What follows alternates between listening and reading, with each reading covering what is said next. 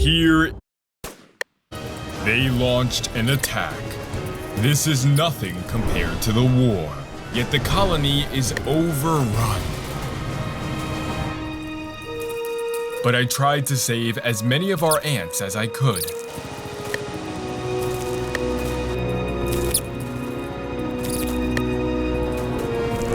But it was already too late. What? The damage had already been done. I spent hours removing the enemy, one by one by one. Help! Most of the colony did not survive. And those that did are bad people. But ants are one of the few animals that respect their dead, so the remaining few build a graveyard. It is almost unbelievable.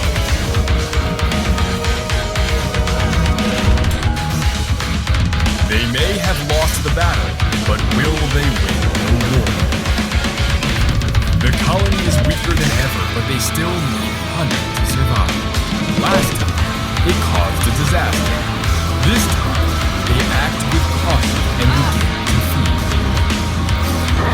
You can even see their tongue as they trail the honey. But then something remarkable happens. They are covering the honey in dirt and debris. It is genius. They are hiding it from the wild colony. Protecting the honey means protecting their queen. She is the only one in the nest who can lay eggs. Take them If she down! dies, the rest of the colony is doomed. But with her survival, the colony thrives.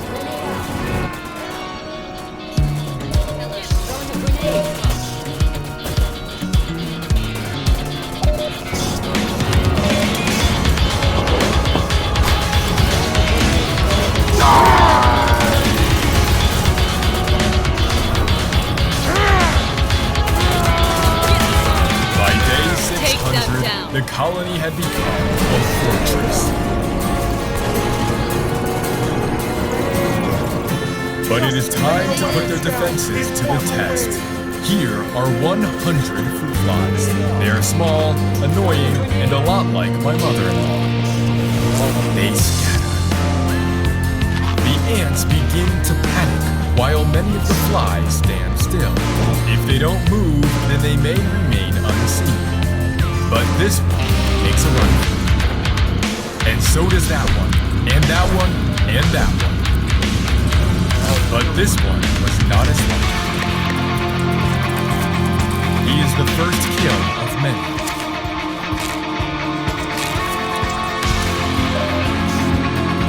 Even though they caught most of the flies, a few managed to escape. But the escaped flies were not as safe as they thought. Out of the frying pan and into the fire. The wild colony. Their numbers have grown so large, they've spread far beyond my windowsill and overtaken my animals.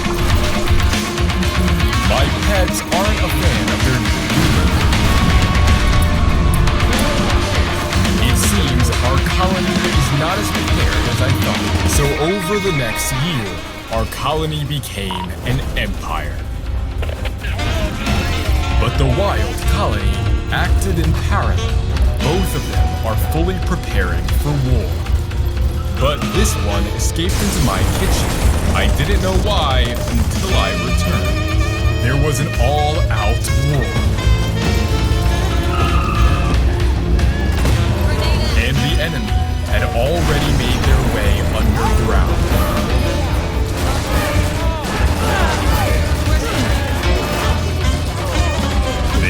To save the queen, so she is brought to the deepest part of the colony.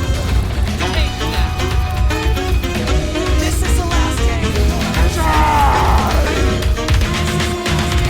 The rest of the nest had been abandoned, and the remaining workers swarmed the queen. But a worker was left behind. fighting to break free. But the enemy wanted more. The larvae. One by one, they begin to die. 1,000 days led up to this. The queen began alone to create an empire.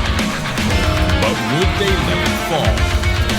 To save their queen, our colony turns not to flee, but to fight.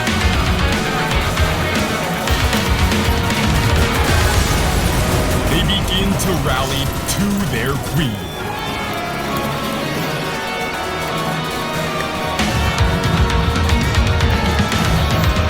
Even my pets join the fight.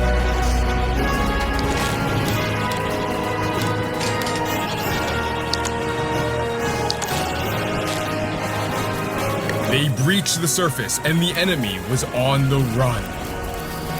They were winning, and pretty soon, they had won. The wild colony was never to be seen I haven't again. done anything to you. Check out this video for more, and I'll see you in the next one. Hey, Auntie, how you doing? I can't help but feel good. I can't help but feel fine.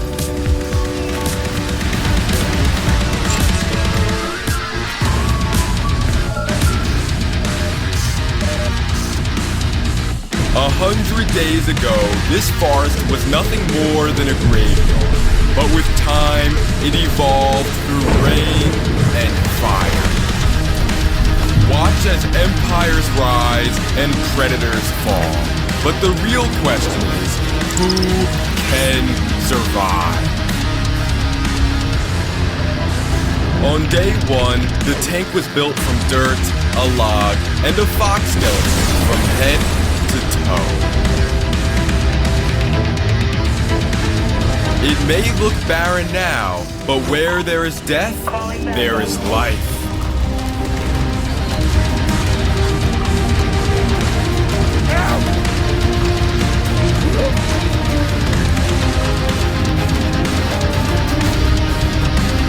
The first plants began to emerge, and they overtook the landscape. There were animals, both big and small. The snails were the earliest signs of life, and spent most of their time eating. Everything was at peace. Though, this peace wasn't going to last for long. Plants were disappearing at an alarming rate. And not because of the snails. Something else was eating them. Something underground. Earthworms. They were taking over and destroying everything in their path. I needed to control them. I needed a predator. Meet. Within this tank lives a. Here is Africa's. This is a queen ant, and she has the next. Every dog breed has unique needs. That's why Royal Canin makes over 60 breed formulas tailored to. Within this tank lives a minute. 100 days ago. Within this tank lives a minute. Here is Africa's desert. 100 days ago, it was a graveyard. But with time, it transformed into one of the most resilient yet ruthless ecosystems on our planet.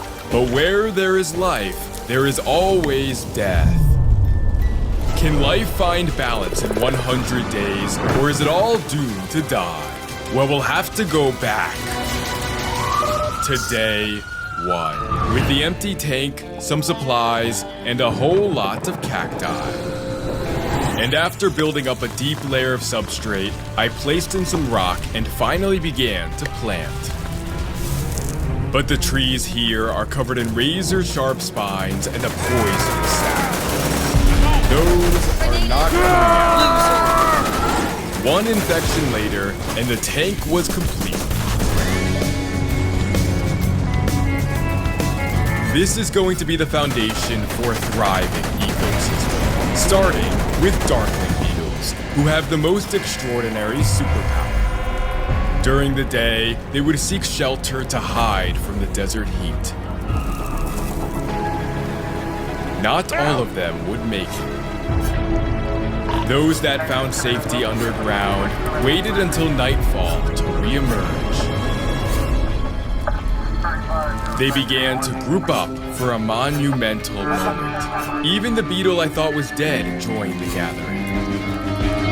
It was as if they were frozen in time. They were about to reveal their superpower. They hold their ground and angle their backs high into the air. Suddenly, tiny water droplets begin to form. They're turning the wind into water, and as it drips down their back, they finally get to drink. It looks like they have escaped death for now. Scout is protected by Simperica Trio, and he's in it to win it. Simperica Trio is the first two with triple protection. Oh, please! By day 4, the beetles were not the only life in the tank. Underground, an empire is born. This queen harvester ant is raising her first batch of young. Her larvae needed food, and I had to introduce them. Here are 50 dermisted beetles, and they are at the bottom of the food chain. They eat decaying matter and even bone marrow, so this coyote skull should feed them for many days to come. By day 35, the beetle population began to grow. These are not tiny worms, but beetles. I placed in a dead fish to draw them out of the ground, and they immediately began to swarm. Surrender now. Pretty soon, there was nothing left but a pile of bones. Their population was getting out of hand, and I needed to introduce a predator. Meet the Dune Gecko and his entire family. But immediately, this one came head to head with a Darkling beetle. He had never seen one before. Out of fear, he begins to wave his tail. After only a few seconds, he musters up enough courage to carry on. Meanwhile, his brother was working on something monumental. He began to dig out the coyote skull, and over the next 5 days, he transformed the skeleton into a sanctuary. And if we look underground, they have made it their home.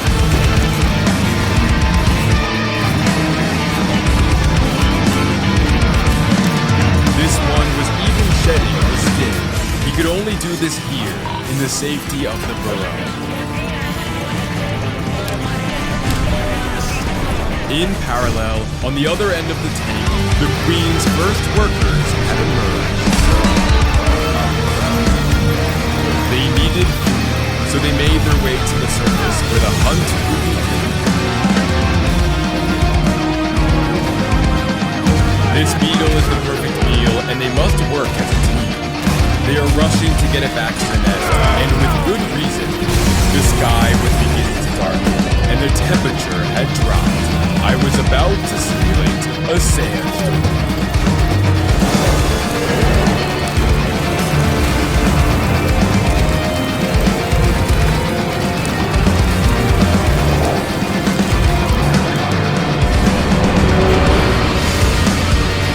The storm had coated the tank in a thin red sand, but in the ravine, it uncovered something remarkable. Dormant fish eggs. All they needed was Surrender now. By day 45, the beetles were still overpopulated. I needed to introduce a new predator.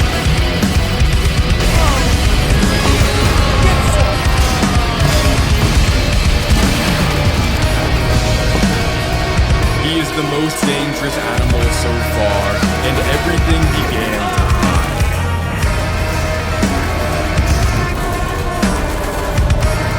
But this gecko is far too late.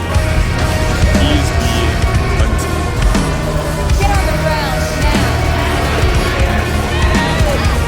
His only chance of survival is to make a run back to his burrow.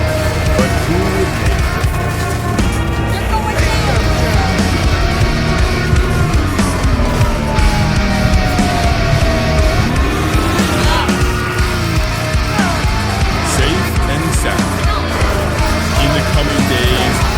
Everything was about to Just lay your weapons down. and you would not believe.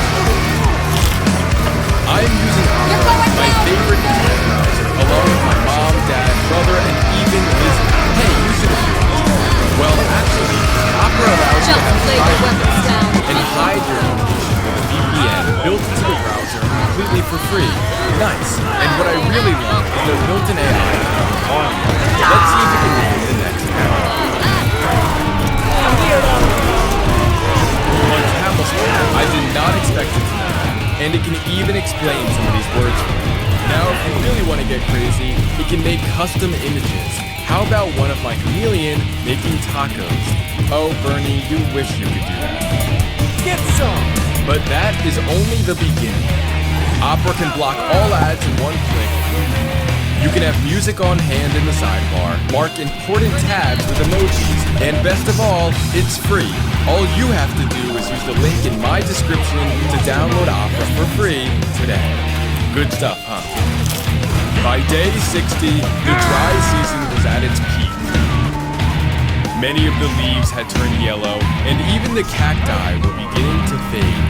There was only one animal unaffected by the drought. The ant colony, and they had tripled in size. By storing seeds underground, they can wait out the dry season. And they would need to stay there for what is about to happen next. As clouds rolled over the tank, I was about to simulate a monsoon.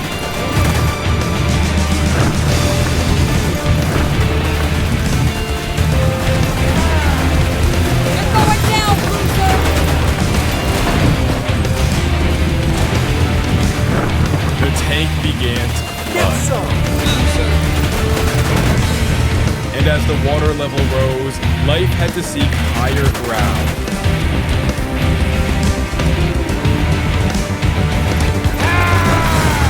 As the storm faded away, animals came running to the river for a drink. They had to be cautious, and for good reason. They were not alone.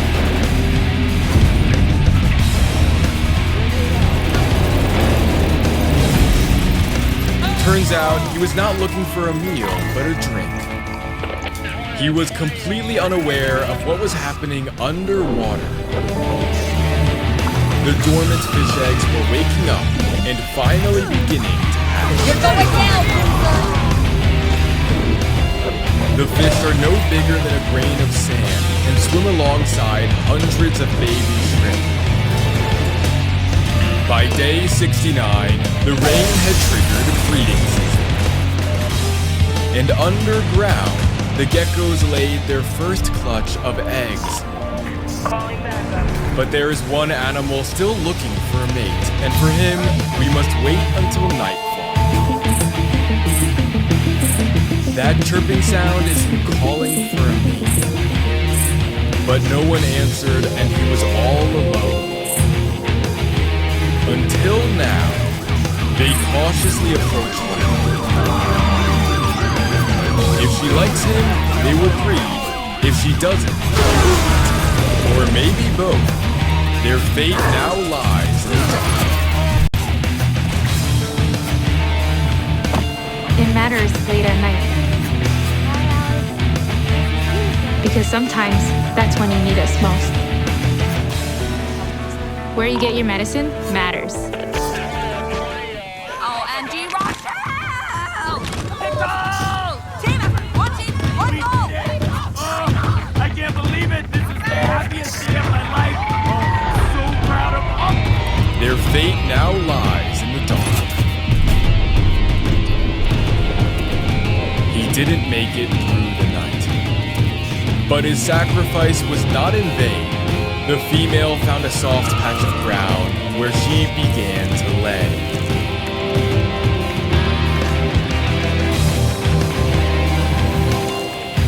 It looks like he passed on his genes to a new generation. Now his body would not be wasted as the ants began to swarm.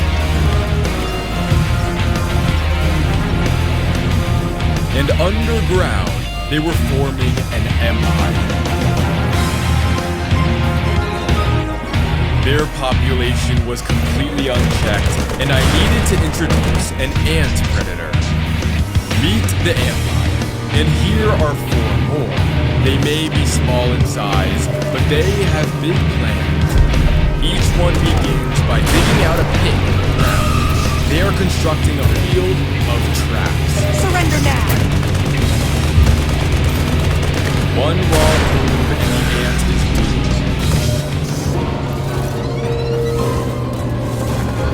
He tries to escape, but the antlion launches sand back.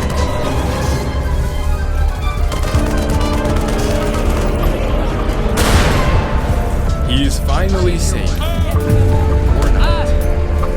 There is no way out now. This beetle climbs over as if nothing ever happened. Meanwhile, the river was teeming with life. Dozens of fairy shrimp were reaching adulthood.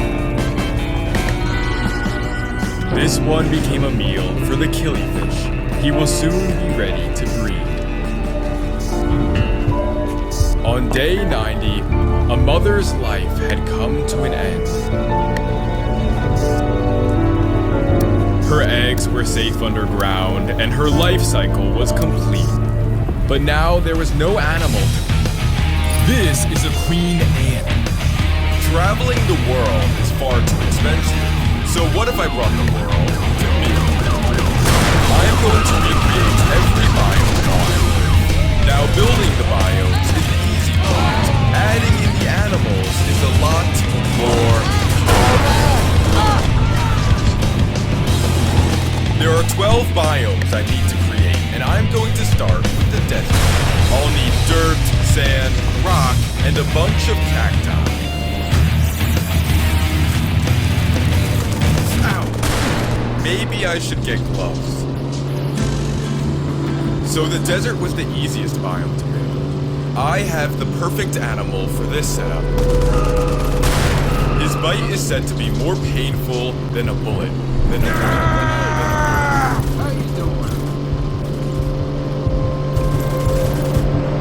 You know what? I'd rather save him for later. How about something more friendly?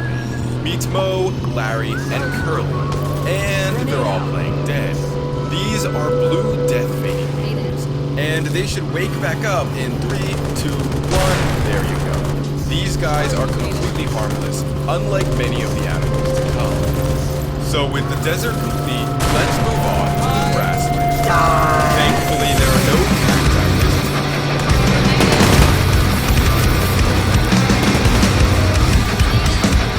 And the grassland is complete. Now it's time for some audience participation. What insect will live here? Is it A, jumping squirrel, B, orchid mantis, or C, well, a spider is Get on the ground! and my mother-in-law was thick, so the correct You're going down, loser! She is dangerously beautiful. Her legs are shaped like flower petals, and her claws are covered in razor-sharp spines. Let's give this ambush predator something to hunt.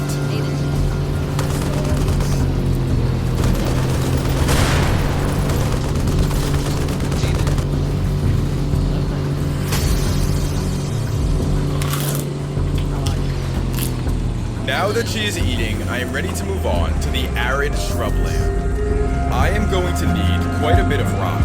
Many of them are way too big, which is why I have one more trick up my sleeve.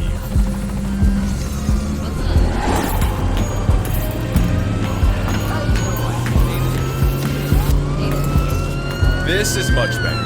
Time for a dramatic montage.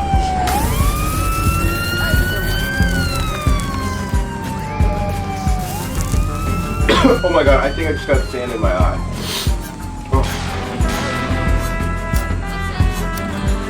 It is the ideal climate for a red-kneed tarantula. She can fire toxic hairs into your eyes and lungs. Now to move her into the tank, I was going to need a pair of gloves. But that didn't stop me. I gently lowered her into her needle, where she can live. With that line of love, it is time to move on to the next two. The ocean and faith. And I have a feeling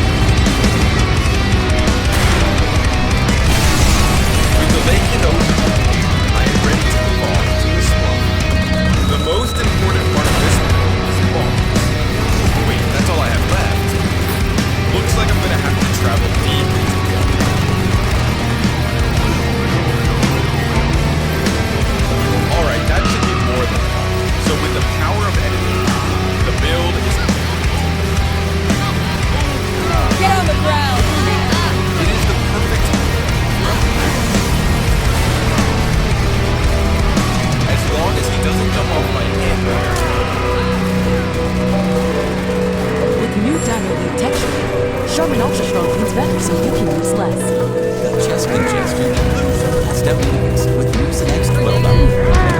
Cause. He should be fine. So let's move on, shall we, to the savannah. For this build, you'll want to meet oh, I know this. I'll need to find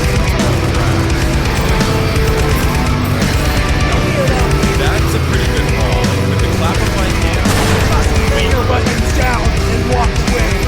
there we go.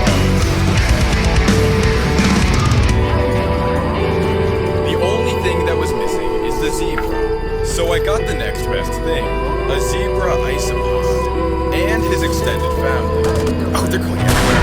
Time to add them in.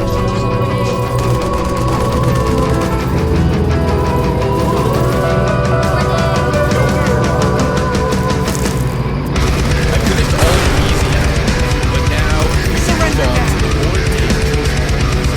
So I'll start by building the forest, which will be home to the top. Oh. I have no idea how this thing is even. Wait. You're going down, loser! Oh, she's definitely not dead. Alright. I probably should have built your tank first. Don't go anywhere. It looks perfect. Unlike... I'm going to try to pick her up. Now you might think this is a bad idea. And so do I. She uses 2 powerful claws to crush her prey, and a stinger to finish them off. But in the dark, she reveals her unique ability to glow. Come to think of it, she's way too big for this tank. So I got her baby instead. Welcome to your own little world, buddy. And with his home complete, I am ready to move on to the Mesa. The animals living here will be the most dangerous so far.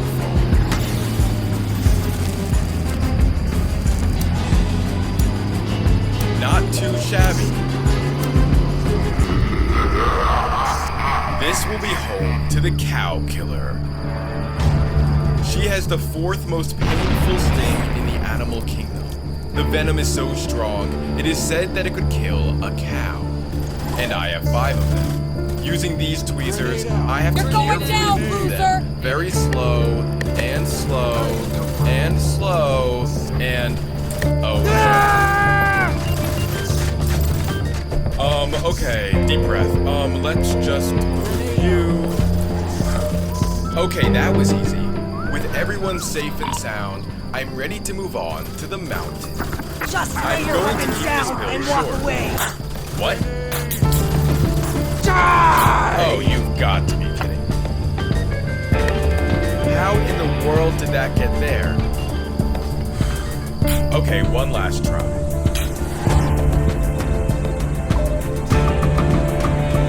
This deep terrain is the perfect home for a pink-toed tarantula. Do not underestimate her size because she has a superpower. This entire time, she has been walking upside down.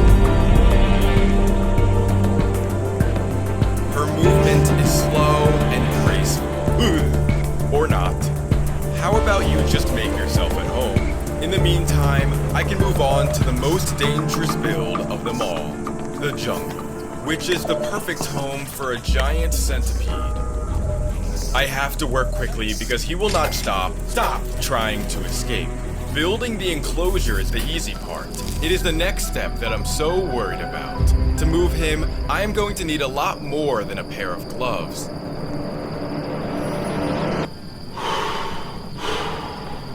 Does this make me look fat? He is extremely aggressive, but what if I use that to my advantage? Here is a cockroach, and maybe if he will just grab on... There we go, alright. Let's just gently lift you into there. Amazing. I'm never doing that again. So with the jungle finished, I have now completed every single biome, except for one, the most difficult of them all. The Arctic. Okay, and with that, the Arctic is complete. I'll see you in the next one. Most of it at Best Western. Visit bestwestern.com for complete terms and conditions. For over 15 years, the Kung Fu Panda series has remained some of the most iconic animated movies of all time. However, the more you look into the series, the more you'll find layers upon layers of stories and characters that somehow make sense in the end. So join me as I go over everything in this nightmare of a story. Hi everybody, I'm here in a hotel hot tub. It's just the easiest way for me to get into a hot tub and nothing bad will happen. So Kung Fu Panda is a bit weird in my eyes. Everything and every character has a reason for existing, and it's just that, like, I think there's moments where they definitely went overboard with some of this content. Kung Fu Panda takes place on an ancient Earth where the population is exclusively animals. This population includes insects and fish. Already, the first problem becomes determining a time point. The only historical things I could net were the creation of Kung Fu and the Silk Road, both of which have centuries of overlap across the Zhou dynasty. But because of usage of gunpowder in Kung Fu Panda 2, I'm gonna assume that that movie takes place at the same time gunpowder was invented, and according to Google, that was in the 9th century. So let's just say this movie's around, like, 850 and guesstimate from there. But this number can be virtually anywhere and it would still be fine. Like, to give an idea, the amount of time there is between the first and most recent movie, the fourth movie, could be anywhere from 2 years to a decade. It literally does not matter. The first point we're looking at super doesn't matter, because it takes place hundreds or thousands of years before 850. This is Oogway, the founder of Kung Fu. On a journey across the world, he stumbles at this place called the Pool of Sacred Tears, and it brings him to tears so badly he spends 10,000 straight days making and learning the art of Kung Fu. So then he decides to share this knowledge wherever he can. Along with that, he plants the peach tree of heavenly wisdom and begins to establish the Valley of Peace. This valley is going to remain the most important location for the remainder of this run, so just know it's here to save and protect the fragile weakling animals across the crime-ridden country of ancient China. During this time, Oogway then gets weirdly obsessed with world peace and wants more people to hang out with and play darts with him or something in the valley. It gets so bad that as a favor from the Crane clan, he gets cranes to build miles and miles of rope bridges for the animals to flee into the Valley of Peace. And after that, it's not enough, so Oogway's gonna start a war for world peace. In the name of peace, Oogway's gonna unalive all the people who oppose him. He's already working alongside his dear fellow world peace friend, General Kai.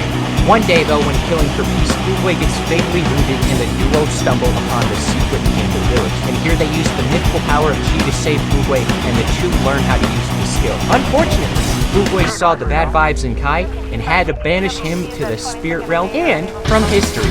Oogway took his friend out of history because he didn't like his attitude. So now Oogway's uber powered up, he has Chi now, he's still wandering about, and at some point this guy named Jing Dao shows up. Around this time there is a team of warriors called the Four Constellations, and each of them get color-coded Chi from the universe control with it. The universe is like God, but also not really. And the leader of the Four Constellations, who is Jing Dao, gets the strongest Chi, Golden Chi. Unfortunately, Oogway saw the bad vibes in Jing Dao and had to separate his soul from his body. Jing Dao was trying to find the Chi Wellspring. It gives like infinite Chi, it's under Panda Village, this is gonna be relevant like way in the future. And as a What did you discuss with the Holy Father in that final meeting? See the most astonishing performances of the year in hands down the best picture of the year. You should be careful. And as a reward, Oogway then gets Jing Dao's Golden Chi. And then for the future, Oogway prophesies a new warrior, a dragon warrior, would appear to take his place when it would be needed the most. And then this person would also get like Oogway's Chi and all that stuff. Really, this is just Oogway saying, in the future, there's gonna be a guy who does what I do, but also again. So big time gap happens, Valley of Peace really starts setting up. Then this other evil dragon, this one named Ki-Pa, shows up with some demons and attacks Oogway. Luckily, the universe was able to make Oogway get the Chaos Emeralds and he turns into Super Oogway, so he beats the giant, scary, evil dragon. And then this time, Oogway traps Ki-Pa's body into a gross pig, and he won't get revenge for a few centuries. Now, I have no idea why it's like this, but Oogway is by far like one of the most important characters, despite how much he appears in the movies. And we're not even done with Oogway backstory, but someone really important is about to get thrown into the mix. Now, this is Shifu, the most popular and debatably most important of Oogway's dozens of students. When Shifu was young, him and his genuinely shitty father were con artists. They made fake medical talisman, they scammed all of China, and when they make it to the valley, his dad abandons him at the doorstep doorsteps of the Jade Palace, which is now Oogway's forever home. And Shifu has daddy issues. Shifu then grows up in the palace and quickly learns to be a master and a substitute teacher for Oogway. Oogway then makes the first Furious 5 team. This team does include Shifu, and then this weird time gap happens where like half of all Oogway students decide to be evil. This guy named Junji gets mad when Oogway decides Shifu is gonna inherit the Jade Palace. He leaves. At one point, a boy named Coyote starts learning he's not much of a fighter, but he's an incredible engineer, so he builds that advanced training room the Jade Palace has. I'm sure you guys were dying to figure out where that came from. Oogway honestly pulls a dick move here and banishes Coyote because he's not kung fu-y enough. He's too much of an engineer. He got robbed. Oogway created that one. At one point, Shifu gets a girlfriend and they hit it off, but then it gets revealed she was only using him to get closer into the palace and steal treasure there. Shifu then decides he will never find love ever and ends it there. But at least there's still the Furious 5, right? Nope! There's a psychic guy, yep, a psychic guy named Ding. Oogway asks him to train with the monks and fails to vibe check Ding, so when he gets there, he makes all the monks jump to their deaths because he's psychic and he can control their minds. They jump off the cliff. So then the team stops Ding and they had a demon sword. It corrupts whoever uses it, and being corrupted, all 5 members get mad that Shifu destroys it because they all think that they can use it. And that's the end of the first Furious 5. They're fake friends, I'm not gonna lie. But soon after, Bang Hua, the strongest member of this 5, decides to betray Oogway, but unfortunately, Oogway already saw the bad vibes in Fang Hua and already built an owl-sized cage. So she's like the 4th person Oogway trained who ended up evil. But fortunately, this isn't just like exclusively an Oogway thing. This actually happens quite often. At least a decade or two before 850 in Gongmen City, there was peacock royalty, and this city thrives on the production of fireworks and gunpowder. The king had one son named Shen, who would become a great warrior as his parents and a goat called the Soothsayer watched over him. When Shen was 10, he had been playing with gunpowder and saw military uses in it. Instead of sitting down with Shen and explaining why war is bad, they get the Soothsayer to see Shen's future, and she's like, yo, one day this black and white animal is gonna like wreck his shit if he keeps being a little miscreant. And like, respectfully, do you know how little that narrows it down? So then Shen gets very upset, his parents not, like, just talking to him. He goes on a mass genocide like you do, targeting black and white animals. This includes Panda Village. Fortunately, Shen's not very good at genocide, and a good amount of the pandas escape, including a baby. I'm sure that's not gonna be important. This baby coincidentally gets brought to the valley, and the best character in the series, Mr. Ping, finds him and adopts him. Oh, also Shen's parents died from sadness. Meanwhile, Shifu's failed to have a good relationship with his parents. He's failed to have romance. Maybe he'll be a good parent, right? So Tai Lung shows up like Shifu did, so Shifu races and trains Tai Lung to maybe, just maybe, become the Dragon Warrior. And Shifu spends 20 years doing this, reassuring he's gonna be the master, and nothing bad will happen. Unfortunately, Oogway saw the bad vibes in Tai Lung and refused to let him become the Dragon Warrior. Shifu doesn't reassure his son. Tai Lung is honestly justified in being mad at his father figure, doesn't justify him lashing out on the valley. So Oogway then has to knock out Tai Lung and imprison him for the rest of his life, as Tai Lung waits for the day to seek revenge and become the warrior. Holy shit, half of these bad students were easily avoidable. Oogway and Shifu gatekeeping and gaslighting Kung Fu is unironically causing 90% of these conflicts. But being optimistic, the next few students are all good guys. Now Shifu's on the couch crying about the fact he's very possibly going to be dying alone. He's failed 3 times at this point, so Oogway decides to go on another friendship quest for, I'd say like a year. This leads to Secrets of the Masters and the formation of the Furious 5. And this is Tiger's by far the most important Furious 5 student. She's in an orphanage where, you know, she doesn't have parents or friends because tigers are scary, and she lives alone now. Shifu's ready to try having a child. He's not gonna have to disown. He adopts Tigress and makes her a Jade Palace student, but Shifu's being a real bucket dipper on account of, well, you're going down!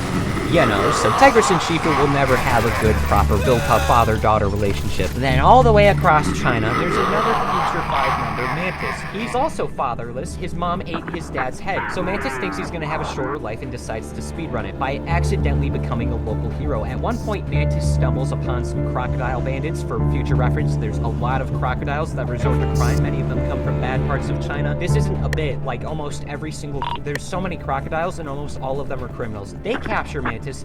He learns patience. He escapes. Then he's gonna study acupuncture and try becoming a doctor. That's why he knows medical stuff in the first movie and from there on. The leader that Mantis' smartphone is just named Croc. He leaves to make something of himself, so soon after this happens, Oogway stumbles upon Flying Rhino, Storming Ox, and Croc's also there. Oogway takes a gander at this group and decides, hey, I'm gonna make you guys a Kung Fu Council. Then this trio, the Wu sisters, show up and Oogway decides to go 2 birds, 1 stone. He forces all of the council to go with him. He fakes his death, and then they beat the sisters, and now they're all friends, and that's why these guys are in the second movie.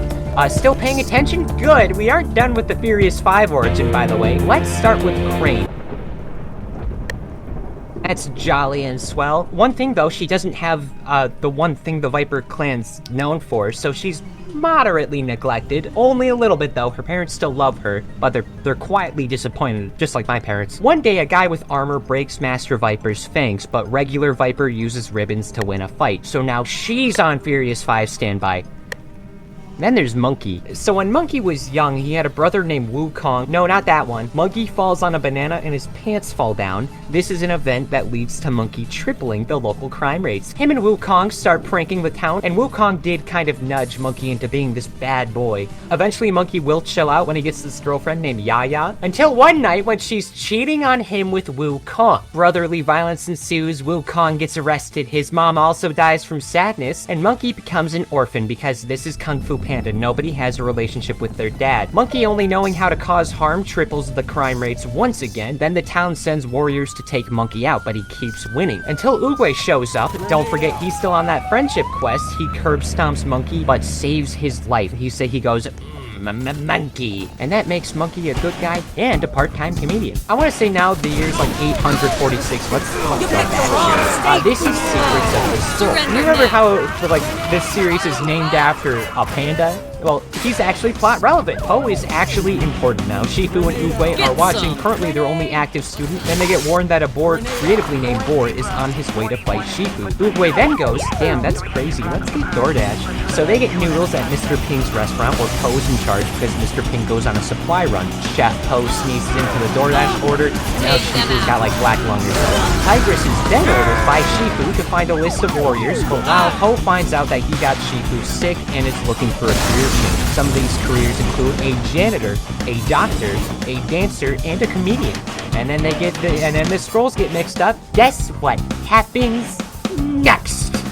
Shifu is mad about these freaks at his doorstep. The 5 ignore him and they beat Boar. Now there's a Furious 5, along with a panda who likes Kung Fu because he was watching them fight. He loves it. And then, after all of that, we are now at the original movie. The main character's journey really starts here. Oogway foresees that it's finally time to choose the Dragon Warrior for real this time. Po wants to go see who it is, but his dad makes him take the noodle cart, so he misses the tournament. As a last resort, Po uses fireworks to launch himself into the sky. This is when I realized he totally could have just gone around this wall. I understand that's not the point of this, but like I just want to let you know that he could have just gone around. There's nothing stopping him. Your protagonist is an idiot. Po lands directly in front of Oogway, so Po is instantly promoted to clan co-leader. I love him, but Po is the universe's nepotism baby. You know, all of this story beforehand does provide a deeper insight as to why the Jade Palace kinda hates Po so much. They don't mind Po as a person, but the fact he's managed to take this position that the 5 in Tai Lung spent so much time working to earn, they're upset, and that's totally fair. And I can see that. Other than his naturally high defense skills, Po's kind of like one of the worst picks for the Dragon Warrior, and Oogway's successor, so Shifu's pissed, Tigress is pissed, the other members of the 5 are more so just shocked, and to make matters worse, Oogway reveals Tai Lung's coming back, so just to be safe, Shifu sends a worker to double the guards at Tai Lung's prison, and then because of this, Tai Lung escapes. And then Oogway finds out, he tells Shifu, look man, I did my part, you just gotta do your shit, you just gotta get your shit together, I don't know what to tell you. Anyway, bye. And now, Oogway ascends to the spirit realm, leaving Shifu to train Po for the inevitable. Then the 5 take a deep, respectful look at their savior of the Valley of Peace against Tai Lung. So then they go to stop Tai Lung themselves. This results in a cool fight, but they fumble the 5v1. While this is going on, Shifu brings Po to the pool of sacred tears, and knowing you could never get between a big boy and a meal, uses food to train/starve him. As a result, this makes Po pretty confident for the Tai Lung fight. Then when returning, Po gets the Dragon Scroll that'll give him the super sacred Dragon Warrior advice that'll for sure make him win. But the scroll is blank, so they all just give up. But that's fine, you know, Mr. Ping is like, hey, my secret noodles have no sauce. I just do my best and that works out.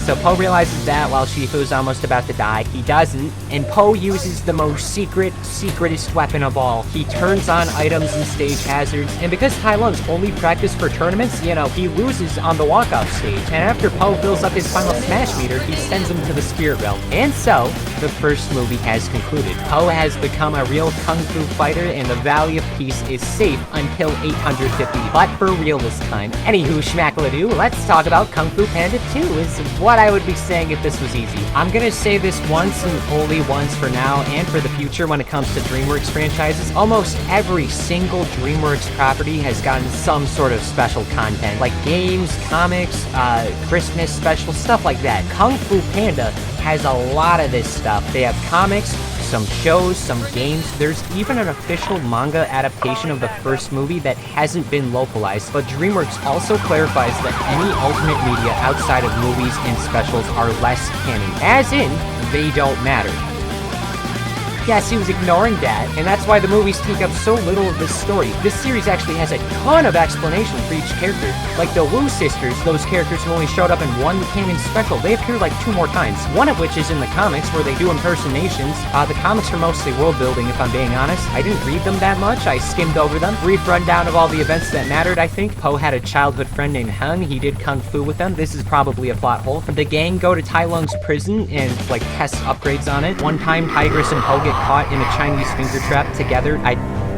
How? I feel like there would be scissors at this point. Most of these are one-off adventures. Most of these don't amount to much. This gets a skip.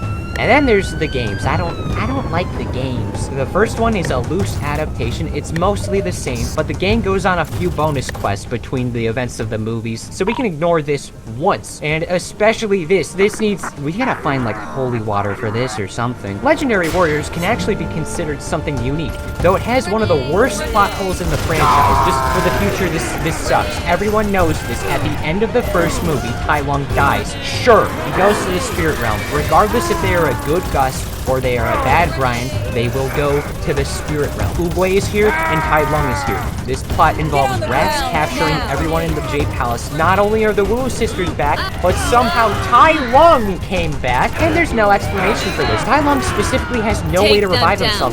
You think that's bad? Here's a Tai Lung counter. Every time Tai Lung gets revived, we're adding to this. Doesn't go anywhere, by the way. He loses, and then goes back, and then doesn't because the MMO game, Kung Fu Panda World, happens, and he's here too. This one's delisted, though, as far as I can tell. This is just about new students learning Kung Fu. Just take my word, he's been unalive 3 times now. And then, finally, Blue Skidoo, Kung Fu Panda 2. Shen's still mad about being disowned by his now deceased parents and is stealing scrap for metal from as much of China as possible. I'm gonna assume this Christmas special also happens right before the movie. Po's asked to host a holiday feast. He calls everyone cringe and enjoys the special time of year with his dad while convincing all the masters of the 5 and even Shifu to join in on the fun. Good moment. I'm glad Po's got a good heart and that the Jade Palace has accepted him as a friend. But that scrap metal thing, that's pretty bad. So bad that Po recognizes this weird symbol that introduces PTSD into the funny panda's life. Hamburgers. The Council of Kung Fu, remember them? It's these guys. They've taken control of Gungman City on account of Shen being an unviable ruler because,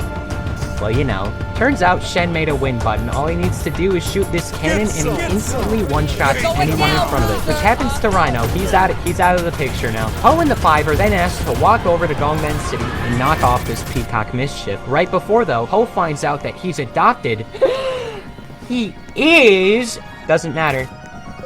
I'm afraid parents who adopt are still parents. This is a Mr. Ping channel. The gang makes their way on over and eventually sees the remaining council staying in prison to minimize casualties that could come when fighting Shen. And then soon after Shen and Po finally meet each other, Po lets Shen escape because of the symbol thingy. The five are pissed at him. They decide to go fight Shen without Po, and then they lose and Po gets star KO. This leads to Po miraculously being rescued by the soothsayer at the old panda village. She helps him embrace his challenges and grow from it. Through the best scene in the franchise, Po is able to recognize his faults and what special things brought him to a group of people who love and care for him. Po finds inner peace. I forgot to mention inner peace. Shifu said he has to learn it at the beginning. Anyway, the five's about to get executed. Po says no. Shifu, being safe, also came to help. He brings the council with them. They almost lose, but Po uses his mad skills to stop Shen once and for all, finally ending Shen's reign and banishing him to the spirit realm. Then this game happens, and this one's about lowering the crime rates and stopping Shen's stealing. And now we're done with that movie. Hey, excuse me, sir? Oh, hi, off-screen hotel lifeguard who's on screen now. What's hippity-hoppity happening? I'm supposed to work for another 2 hours, but I need to leave early and... That's cool. Just remember, no running. Imagine never paying for groceries again. From now to March 31st, every time you shop and save using the grocery outlet app, Since it's... That's cool. Just remember, no running. Can you not interrupt me? This is important. Oh, sorry. No, it's fine. I'm sorry. It's been a long week. I shouldn't have gotten like that. Well, I should apologize too. I didn't mean to cause any trouble for you. All right, cool. Yeah, cool. So listen, my little cousin has his bar mitzvah tonight. I need to go get ready for that. So just real quick, if you could just make sure to take the steps out when you're done. Like if you slip or fall or anything during my shift, my boss holds me accountable, so we don't want that. Take out the steps. Just don't slip or fall. Don't. Oh yeah, I'll keep that in mind. Yeah, get going. Good luck on your thing. Yeah, alright, Tubular. Have good hot tub time. I'm gonna forget that. So let's talk about Legends of Awesomeness, the first of 3 shows. This one ran for quite a while, so we gotta treat Legends of Awesomeness actually bringing back the games and comics and stuff. Let's just say all of this happens between the first and the 3rd movie. This is years of content, and I feel like the best way to look at it is like this, especially when considering there's over 80 episodes that could absolutely be classified as defending the Valley of Peace in between the movies. I don't really think I need to cover every episode. Instead, just like looking at the most important events in a lightning round should suffice, I think. Crane's mom shows up, and he gets the mom approval. Wukong escapes prison, and Monkey temporarily falls to bad habits. Ho bites someone's head off. Tai Lung's nephew Peng shows up. How did Tai Lung get a biological nephew if he was left at the Jade Palace? I don't know. I really don't. They fight, then Peng actually gets spared. It's not the same fate. He's not relevant. He'll get a dojo, but he's not relevant. A lot of Shifu stuff, actually. Not only does his dad show up and they're somehow able to make peace, but his first and only ex, Mei Ling, shows up. Fortunately, all is good, but Junji returns. He's bad. He breaks it apart. This guy sucks. At one point, Junji will get the Jade Palace. It does not matter. Another whatever villain. Feng Huang returns also and tries to recruit Po for evil things until that falls through. At some point, she gets some sort of time travel and seeds and makes everyone's parents never meet up. There's time travel now. That's great! But she isn't able to stop Po because she can't find Po's parents since they're in the secret panda village. She loses the time travel because the tree board said so. The most important thing I could say is that Ki Pa returns and then loses exactly how he loses the weak way, and that's embarrassing. So next up is at least a little bit after 850. As said before, Shen's kitty dad and Master Murder, who isn't, and Po's dad Lee actually survived. In a universe where almost everyone is fathering him, it says a lot that the main guy has 2 of them. Gee, Po, how come the universe gave you 2 dads? I don't know. All I know is Kai's finally back and he's pissed about Uwe sending him to the spirit realm and intentionally removing him from the history books. It's so bad he beats Tai Lung in a fight off screen. I love Tai Lung, but he sure does lose a lot. Now, Tai Lung is getting all of the characters and turning them into trophies so we can take them to Master Hand or whatever. He's creating Jade Zombies, as they call them. Lee claims that the pandas still remember how to use Chi. Him and Mr. Ping go to the new panda village to learn it. Meanwhile, the 5 and Shifu try to defend the palace as masters across China fall to Kai. And since this is the last time they're gonna be relevant, the 5 just always gets cooked in these movies. Did you know throughout the entire trilogy, with the exceptions of Tigress in this movie and technically Crane in the first one, every member gets captured or incapacitated by the big bad every time. And I'm only counting Crane because Tai Lung intentionally let him bring back the other 5 to the palace as a warning. But at least none of these characters are gonna be treated worse. Right? Anyway, Lee lied about the whole Chi thing for more family time, and Poe realizes Panda Village is full of trailer park frauds and decides they gotta turn back on the items just like how they did with Tai Lung to defeat Kai. Panda Village is full of the type of people who pick exclusively Coconut Mall and Moo Moo Meadows in Mario Kart. You know who you are. Poe gimmicks Kai with a command grab, and they get sent to the spirit realm. This time, the pandas use Chi and they win. And Kai's spirit body literally ceases to exist in the spirit realm, meaning he no longer exists.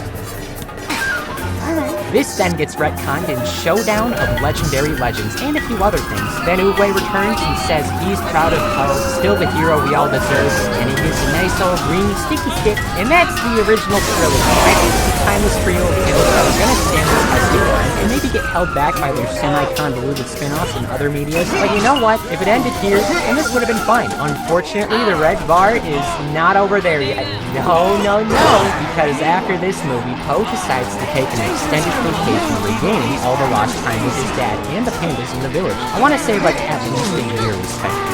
So let's just say a year after, sometime after 850. On one hand, this is totally justified on Poe's part. Him and King should absolutely spend more time understanding and filling in this odd spot of their lives. On another, I hate Panda Village. The third movie is my least favorite because of Panda Village. There is a show that is almost entitled to the Pandas, and it is also my least favorite because of Panda Village. I don't like you, I don't like you, you're fine, and I don't like any of this. I thought Pause of Destiny was going to be a problem with its 26, 20-minute episodes, but honestly, it wasn't that bad. Just regular bad. At the very beginning, that guy jammed out, he's back now, his soul finally finds a body, he's a problem, and then some broken condoms stumble in and beg Poe to come Kung Fu Warriors. Then they get the powers of the 4 constellations from centuries ago. This means they're plot relevant now, so Poe's basically forced to teach him the way of talk to Poe. Poe says he literally can't teach them. They're lost causes. He calls them hopeless. Oh, buddy, you're throwing stones in your glass house. You are a hypocrite. Oh, I can't teach these stupid chubby pandas. You yourself were in the exact same situation. Poe's so lying. The stupid children go on a quest to save Chi and stop Ding Dao. Yozis imagine plotting centuries and losing to this. Then everyone likes the panda children. I don't know. Oh, by the way, Poe can just be a dragon now. Sure. Then they get invited to the Forbidden City. There's this new freak named the White Bone Demon. That's a bad guy. They almost cause a drought. Luckily, through the power of plot armor and Sun Wukong, as in, like, actually a different Wukong, or that one. Well, I don't know. Wikipedia can only give me so far. I think the show. The next show will release 6 years later. I'm gonna assume that that's not canon accurate. He said it released 6 years later. It's time for Dragon Knight. This is the part of the episode where I break. This is a 3-season entry that spans across Asia, Central America, and Europe. The more I saw, the more I thought about speed dialing my therapist, so buckle up. Poe goes on a world tour to try all the different food of the world. Early on, he stumbles across this thing called the Wu Gao Gauntlet. We're just gonna put a pain in there. Would you believe me if I told you the events of Dragon Knight start thousands of years even before Oogway? Because it sure does! At some point anywhere from 300 million years ago to just a few thousand years ago, all of the continents existed in one supercontinent called the Pangea. I'm gonna say Pangea. Pangea sounds right. Just like how our Earth was like. There was some bad guys and they liked war. Then some blacksmiths who didn't like war made some mythical gear that made them undefeatable as they split up the continents. And then they all agreed the gear was too powerful and spread all the parts across the world. There's a helmet, a whip, some wheel thingies, and that gauntlet. 2 mages, because there's magic users now, named Veruca and Klaus, steal the gauntlet because the Queen of England tried to kill all of the magic folks of Europe. So they're a bit peeved. Poe gets the gauntlet's thumb though. This disaster immediately makes him wanted by China and the Emperor, who's a little little hamster. And just as Po becomes wanted by the Chinese government, a knight shows up. This is Luthera. She also goes by the Wandering Blade. I'm just gonna call her Blade. Blade's also wanted, but this time by Europe because she stole some armor. She did this because her brother Alfred was a knight who died to Veruca and Klaus. So she's got a revenge story going on. And all while this is happening, there's a stag named Colin who's trying to bring the blade back to Europe. So just to be clear, Veruca and Klaus want the magic weapons, Po wants to stop that, Blade wants to kill Veruca and Klaus, and Colin wants to properly arrest Blade. This all happens throughout Season 1. At some point, Po and Blade mutually agree to get another weapon to be at an equal level against Veruca and Klaus. They go to this location called the Lost City, where supposedly there's a fire with, and then they meet this new freak named Rugamini. She's secretly a bad guy who steals the whip for herself and tries to sell it for the Emperor for half of China's wealth. And after that, everybody gets arrested. Just the whole gang, even Mr. Ping purely by association. And then Po in the game managed to escape. There's a giant sled battle, and ultimately Po's group is able to get the whip while Veruca and Klaus leave the gauntlet. And that is where Season 1 ends. The good guy gang, now with Mr. Ping, make their way to India where Rukamini lives. All that happens is that they find out they need to go to South America, and Ping gets possessed by one of the blacksmiths. And the crew's gonna head to England. This is especially important for Blade. And Season 3 will happen. All's going good until it isn't.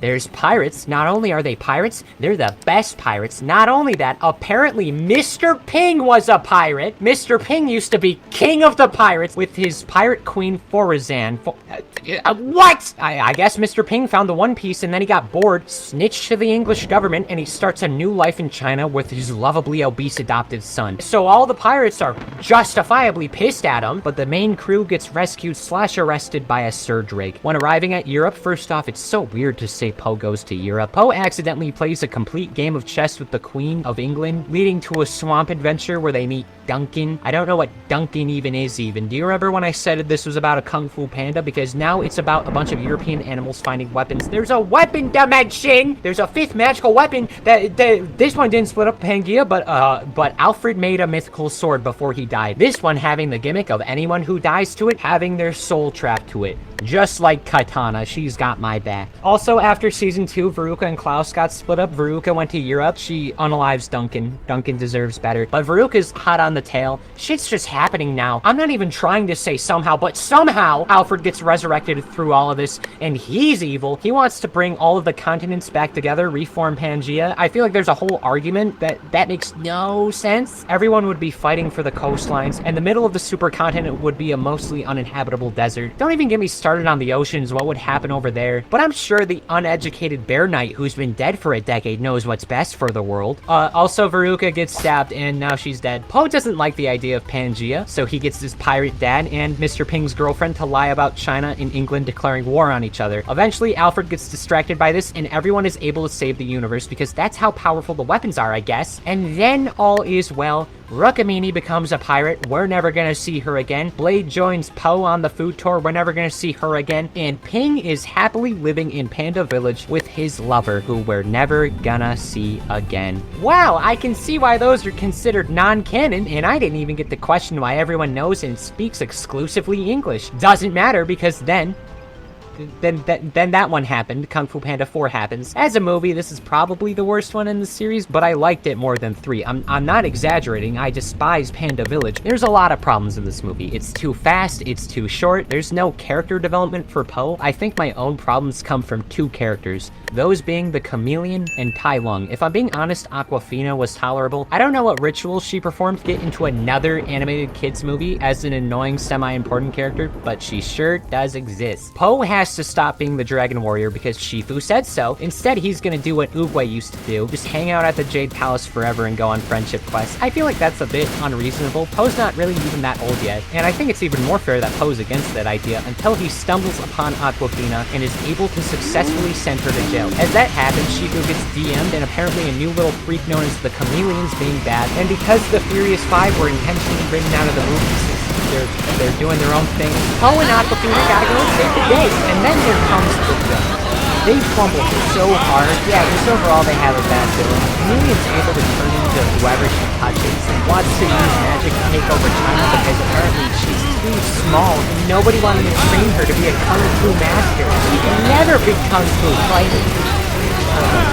Just another thing I gotta note, part of the reason I think Untote and the villain, specifically the movie stays so iconic is because of their use of color.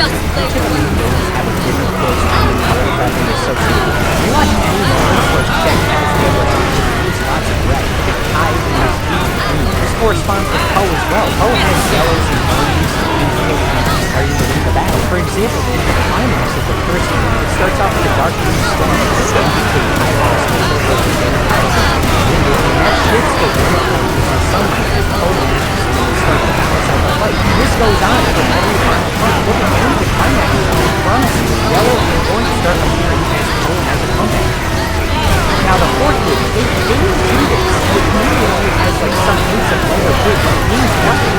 It's such a boost. They could use purples or something. That would have worked wonders. By the time Poe reaches Chameleon's base in Jupiter City, they only got like 40 minutes left. I wish they could have given like another 15 to 20 minutes fighting like the Chameleon's mob bosses so they could give directions or something. More time to show the Chameleon's a threat. Poe's allowed to turn items, not no villain. Eventually though, it's revealed that Aquafina is working for the Chameleon and she's gonna regret it in about 20 minutes. But until then, Poe's lost his magic stick using this appearance able to revive all the seas warriors. The only one worth noting now is Taiwan. I think they wasted this character. You know what they should have done? Make some stupid excuse to have Taiwan come back and have it be a bloody adventure with an optional Aquafina. Taiwan's only arc is going to be a focus have Taiwan end on Poe. Have Taiwan redeem himself at the end and end it off with like Taiwan and Chico having a good moment talking about their problems. Their father and son have some closure. It would have been beautiful. Everyone would have loved it, but no! Taiwan gets one cool fight and then he ends. I'm sure there's more behind the scenes that was absolutely unfair, but that really bums me out that it's just gone this way. In the end though, Poe defeats the Chameleon and all the spirits go back to the realm taking the river. I feel like at least a few of them was right.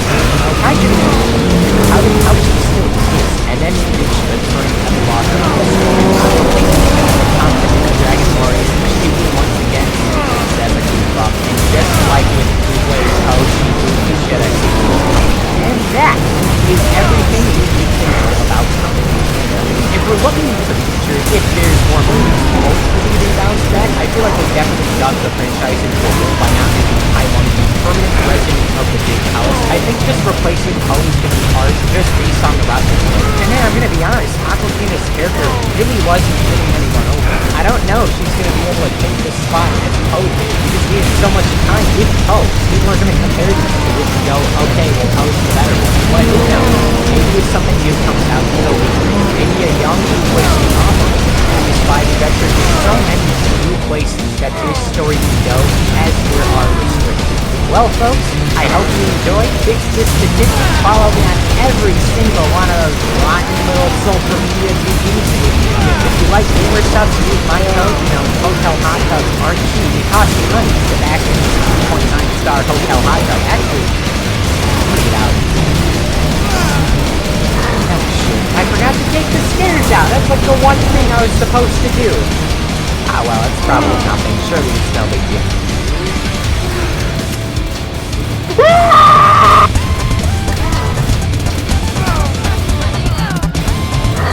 Surrender now!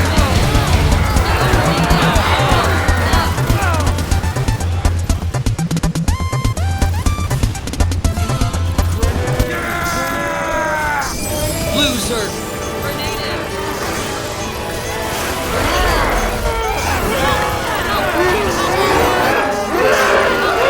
Team Fortress has remained one of the most well-known and popular FPS series for decades at this point, and during all this time, a story has been built that somehow makes sense in the end. So join me as I go over everything you need to know about this universe. Hi everybody, I'm here on a rooftop. You know, I'm just in a chaotic mood, pouring water and dropping loose change on pedestrians, blinding pilots with this magnifying glass, and of course, who can forget about cutting ropes that are lifting grand pianos up multiple stories for some reason.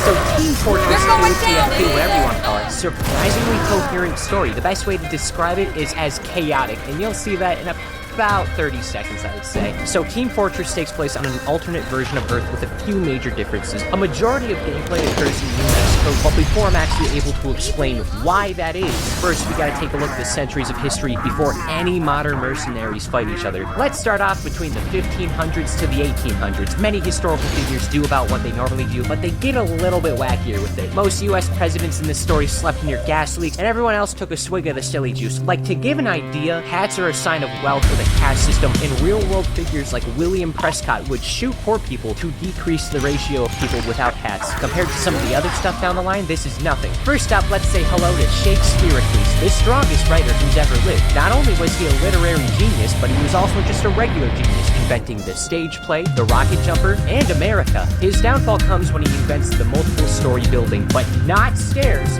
Up to this point, stairs never existed, and they won't for a very long time. So the only way folks would go up the stories was through rocket jumping, which is the process of jumping as you shoot a rocket from a rocket launcher, propelling yourself upwards. This becomes about as ordinary as skateboarding, where a lot of people know how to do it, but it's really scary when you get into it. So Tony Hawk will be the pioneer of rocket jumping. Then a 200-year gap happens where everything's roughly the same, but also not really. The Revolutionary War for America, the Boston Tea Party, all that stuff happens in America. But George Washington considers himself a failure for never being able to become invisible. And military officer Benedict Arnold commits the crime of refusing to eat soup offered him. In 1788, a man named Nicholas Crowder is among the first people to leave Britain and head to Australia. Partway though, he changes his mind and moves to the South Pole, then making a deal with a foreign mafia and taking over both poles, somehow gaining mythical powers, thus beginning the horrors of Old Nick, who, unlike Santa, abducts naughty children to make them cool weapons and hats that he would eventually sell in a get-rich-quick scheme. So he's like a 3 out of 10 Santa. Then in 1822, a businessman for a company called Manco named Zephariah Mann loses his wife when she gives birth to triplets. Now the first two he names Redmond and Bluetarch, and they grow up to become stupid idiots who are dumb idiots. They're dumb and stupid, and their BMIs are higher than their IQ. Dum-dums. Now the third son is completely different, hyper-intelligent, invented a new form of algebra. At this age, he can already talk. As the father plans to smother him to death, an eagle swoops in and takes him his food. This is a problem at the time. Now Gray is actually going to survive this instance. When dropped off to an eagle nest, he kills the mother eagle along with her babies before crawling back to civilization and using his intellect to grow an empire. 28 years will then pass, and in 1850, Redmond and Bluetarch, now working in Manco with Zephariah, convinces him to purchase a shit ton of land in New Mexico. Unfortunately, on account of the brothers having as many brain cells as I have eyelashes, it turns out all of this land is going to end up being useless desert and nothing more than the gravel capital of the world. And then all of a sudden, Zephariah friggin' dies and stuff. He has unfinished business. He's gonna be stuck on Earth forever. Heaven and hell exist in this story, by the way. Now, Zeph is a bit salty about spending his final years with all this useless desert space, so on his will, he gives his friend Barnabas Hale the company of Manco, he gives his assistant Elizabeth the company to watch over, and he gives his two sons the useless land perfectly equally, where the bros are gonna keep fighting over it for the rest of their lives, and beginning what will be known as the Gravel Wars. So then they each hire mercenaries to fight over the land indefinitely. The first batch of mercs includes a few folks like Nikola Tesla, and this guy, he looks neat, but most importantly, Abraham Lincoln as the Team Pyro. In 1857, Abraham Lincoln finally invents stairs, and dies trying in the middle of rocket jumping to his stairs in his lab in the Ford Theater, where John Wilkes Booth, known for his Tower of Hats, also assassinates him, wanting to get the top hat.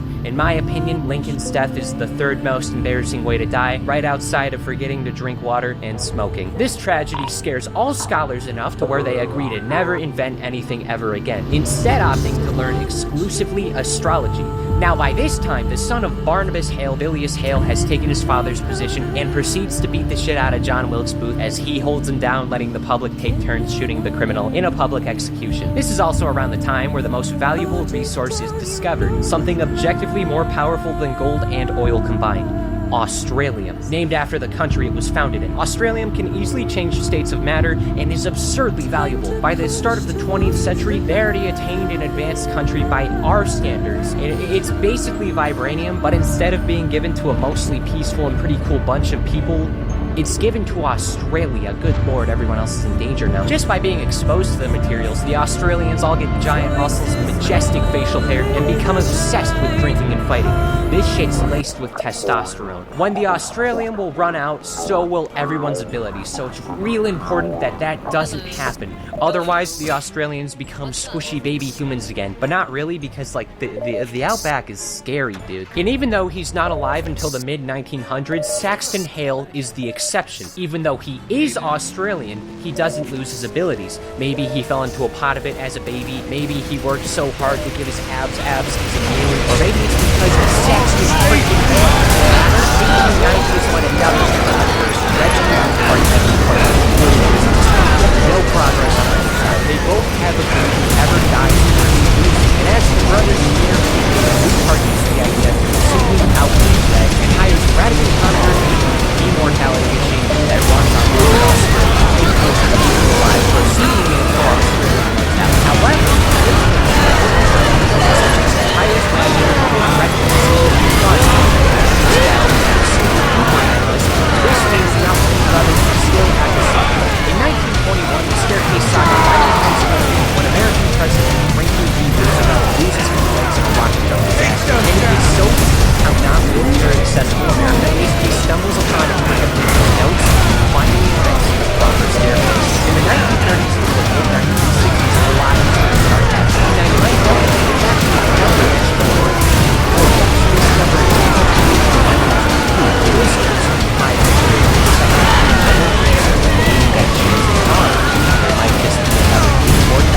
that's what happens in the 1930s. You import this plastic that's very different. And guess what? This means nothing. Nothing changes. The war is just what it happened.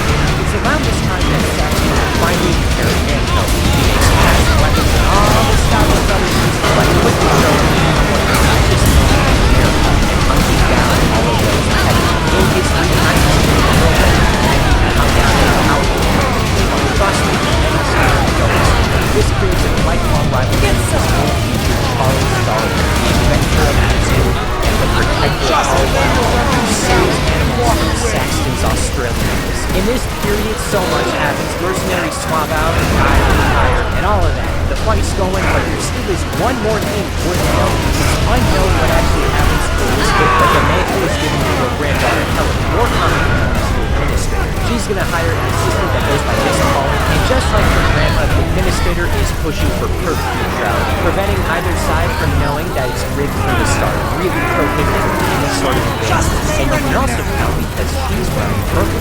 Purple is the queen red. It's now 1967, and we are quiet. A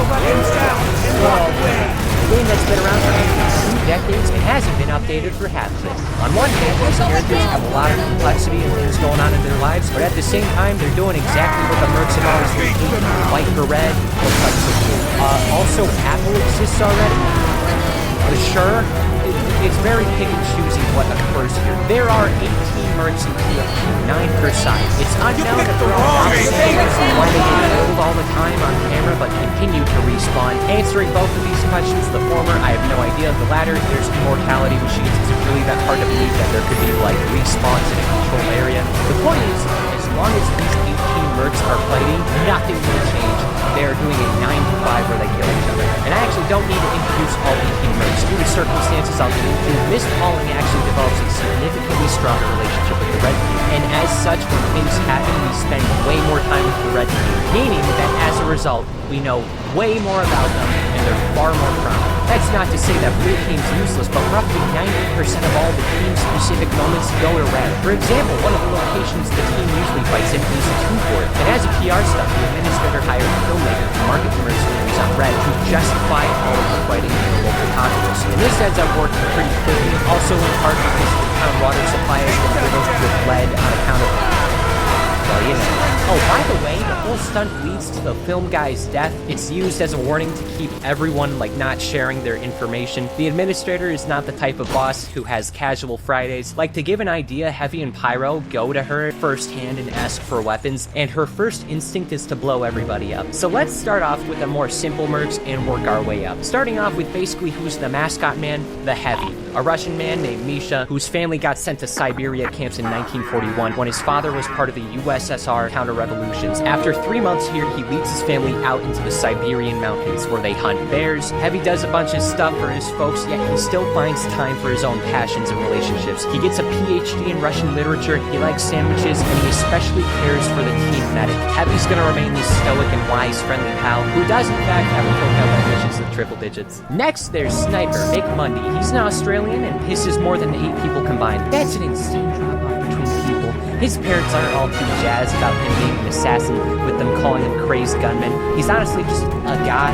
He's probably the most normal. He just comes in, does his job, and leaves. Scout's real name is Jeremy. He's a Boston boy and the youngest of 8 brothers. Illiterate, egotistical, but at the very least, a quixter. And because of all the time he spent with Miss Polly, he got a little crush on her.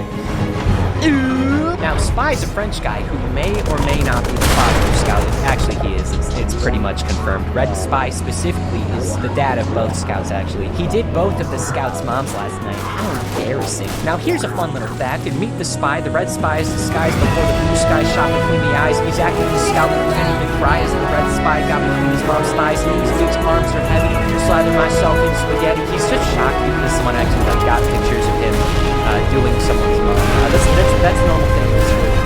One really big thing, Mr. Mel has no doctor, never went to school, and had his medical license revoked when a patient's skeleton went missing. But at least he has a pigeon named Archimedes. In a room full of psychopaths, Medic shines upon them and will prioritize his sons over his own goals. I think the engineer is the most vague. Red PhDs are both related. Red engineer Delmonitor has 11 PhDs, as innovative and immortal, and out of everyone, I think he's the one not showing the sparks of particularly how the technologies compared to everyone else. Even Travis Schmidt, better known as Demo, is a Scottish hyper-alcoholic sidewalk. He comes from a rich family, so he successful the amount of jobs. Demo is on the sort of 7 digits of jobs, and his father employs 6 of them. It's tradition for the kids to be up for adoption. Just lay your weapons down. One time, he's offered adoption in the library for a Take them out. a wizard named Erasmus, a 6,000-year-old. The only rule Demo has to follow is not open any of the books. So Demo opens the book, now he has a hunt, and I swear. Holy hot dogs, what the frick frack snick snack do I say about Soldier? Very stupid, master of war, master of rocket jumping, drinks so much lead water Flint, Michigan would have a drought. He's a lawyer, a patriot, and probably sleeps in a running washing machine. He wanted to fight in World War II, got rejected by every military branch, went to Poland himself, and went on a massive rampage until he heard about the war ending in 1949. Reminder, World War II ends in 1945. He very likely removed a small country's worth of men from the population. And then there's Pyro. I don't know. They're my favorite. Pyro and Heavy are my favorites. They make me feel like the best player in the whole wide world. We don't know anything about Pyro. They're just happy to be here. I like all these characters. I sure am glad, despite the millions of deaths they've suffered by the player base, I'm glad a respawn machine prohibits that thing from actually happening. Maybe it makes the mercs forget that they died or something. I'm not so sure. What I do know is that the administrator and Miss Polly do not want either side being friends with each other, nor do they want progress on Red or Blue's end. Again, they wear purple. Like at one point, Red Demo and Blue Soldier become best friends and seemingly are gonna refuse to kill each other and maybe talk about their jobs and maybe even talk about their contracts. The possibility of this alone makes the administrator force upon them a friendship divorce. But Saxton, on the other hand, he's the cool boss in the office. His office has is a real ass. Saxton invented the internet and buys all of Europe. He founded a Yeti species, captured them, and then built a Yeti park exclusively to hunt the Yetis. And then when the Yetis go extinct, he makes that a battlefield. I mean, what do I say? Saxton hail. For 4 to 6 years, the Gravel Wars will happen with these teams. A lot is going to happen, and even though they have an objective chronological order of events, it hardly matters. Plus, I forgot to write down the order, so I'm just gonna go in whatever feels right. Outside of the Meet the Team videos, the mercenaries do a couple of things to appease the public. One Christmas, the Blue Scout plow drives an old lady or something, and when they're on trial, the Blue Soldier causes so much of a ruckus that both of them end up in Elf and Malsenda, respectively. And just to be safe, Blue Spy comes with them. While giving a little boy a haircut, old Nick returns. Old Nick tries to abduct little Jack because he can, and in self-defense, Jack moseys on over and offers him a lovely scarf that makes him fall asleep in excitement. Throughout the Halloween, some more stuff happens. Marasmus will show up and cause a lot of problems, mostly over refusing to do the dishes, and because someone brought a vegetable dip with hummus of all things. That charcuterie board sucks if it has hummus as the best dip. Each year, new things will invade, like Zephyriah will show up, the horseless headless horseman, and Demoman's other eye comes back to haunt as this monster Monoculus. I understand why you drink now, Demoman. Fortunately, at least one time, Erasmus gets arrested because when returning to an expo, he discovers that Soldier made their home a raccoon sanctuary with an abundance of sour cream. They're roommates, by the way. I just forgot to add that. They lived with each other. Marasmus threatens to kill him, but Soldier took the come back from the dead stronger pills, and then an officer arrests him for this entire fiasco. In 1971, there's expiration date. Red gets the weekend off after successfully stealing a briefcase. When the team finds out that every time they use engineers' teleporters, the devices that they've been using for up to 4 years at this point have riddled all of them with tumors. And they confirm this through the bread. I don't know how Heavy has never noticed this. So while trying to do something nice, the spy comes up with the idea to accomplish everyone's last wishes, but Scout does some shenanigans and nearly ruins the whole thing. But in actuality, he has a final wish to go on a date with Miss Polly. After a montage, Scout basically fails all the teachings, so he just gives it the good old college try, even though if it's Scout, he probably didn't graduate high school. He sounds the briefcase missing alarm to summon Miss Polly and it wastes her yearly day off. Then Angie and Medic discover, hey, those aren't tumors, those are just the green fibers that only bread can. So as long as no one teleported any bread and never does it again, there will be no problems. But off screen, after getting a bucket as his last wish, the Soldier was told at the start, and I quote, teleport as much bread as you would like. So for the past 7 straight hours, Soldier has just been teleporting bread. So the bread just becomes a giant monster for over 4 years. This monster was roaming around Europe. I don't even want to think about what he's done to the military objective. In every break, fighting happens, being bombed to explode. That also every game of Chip is king. You can't prove otherwise. And then walk away. Just lay your weapons down. Right? Turns out Ray was the one who called him, taking out his brothers once and for all in one fell swoop, and the gravel wars are over. No more paychecks with both teams lost. Get on the ground! All mercenaries are about to go and pack up and leave. And Miss Polly goes, oh wait, guys, it's actually got a new job for you. Go eat up the machines. Throwing everyone back into work. And focusing on Ray and his machines. And they're only getting paid because robots them down. I feel like regular paper would be easier, but hey, that's fine. Headlines. In this Man vs. Machine period, there's still more stuff going on. It's like both teams working together. Man figures out how to revive people within a 5-second rule, and the Man Brothers are back as ghosts. Now, technically, Blue Card won the ground wars by 7 seconds, but since neither of them can do the paperwork, they gotta go to Soldier, who might I remind you is a lawyer, where he reveals the winner is the freaking afterlife last. So the brothers decide they're gonna send each other to hell, and the gravel wars are back on. Wow! Despite everything changing, nothing has changed. This period of Man vs. Machine content takes us through a majority of 1972, and nothing would change until it did not change. Grey McMahon takes a step back and changes his approach to this new war. He surrenders and challenges Saxon to the Man Code Challenge. A fight that states that if the challenger wins, they give the entire company. Grey declares Saxon will fight the current company CEO, and knowing that Saxon will hold his spare man, Grey promoted his daughter to the CEO, making Saxon forfeit, instantly ending the challenge, throwing away the challenge. But could you imagine if Saxon was normal like this? Blew that child out the window like a discus. This is the same story which Viola has, but it's not positive. The tragic thing is the last part, but it's also all the reasons they got that. The administrator tells all her employees to scatter away to hiding. This only becomes an issue for 3 of the characters. Soldier needs to move out of his place, and somehow the Scouts don't load his stuff. The Soldier breaks both of Scout's arms. Now, right before Spy Night, Scout asks for help obtaining his savings at the 2-4 bank, and this turns out to be exclusively Tom Jones' merch, thinking that his death will significantly increase the value. And this ends up leading to some big ring for the 2-4 Mayor Trek. Now, Scout understands all of this, but how does Spy not increase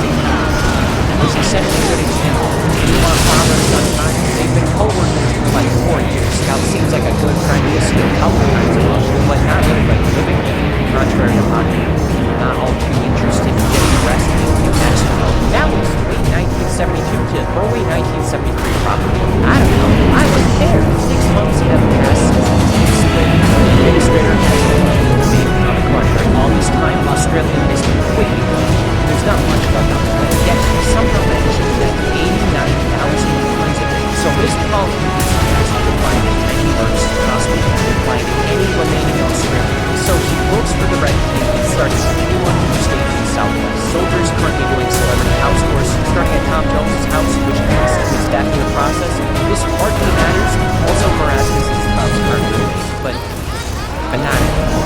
Next, they find a depressed CEO Pyro at the peaceful frontier engineer who is passionate for arson ignited by his past. And Demo, he's just a sad guy. He just jumps back in pretty easy.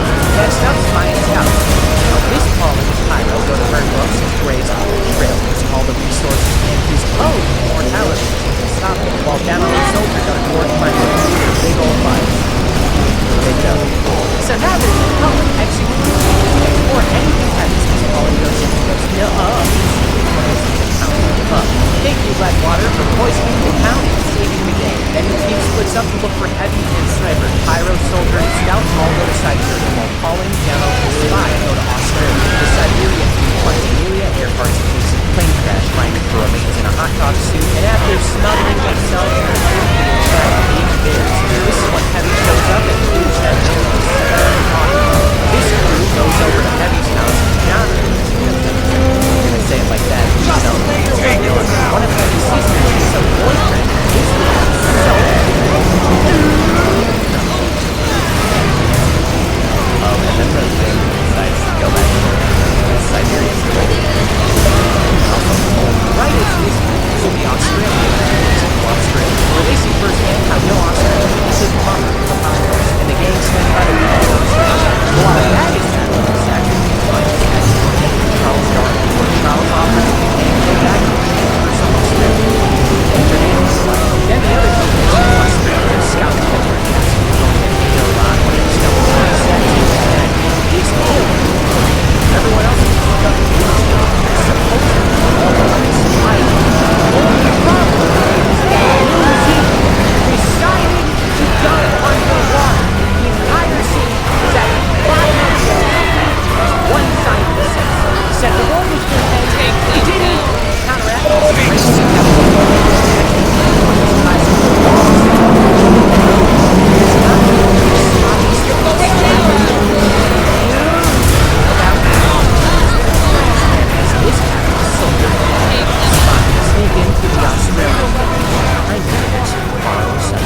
Miss Pauling and Demo find Sniper's house, where Sniper nearly takes him out, and he found out he's a adopted. Sniper's office is going to see him, and a whole game goes down.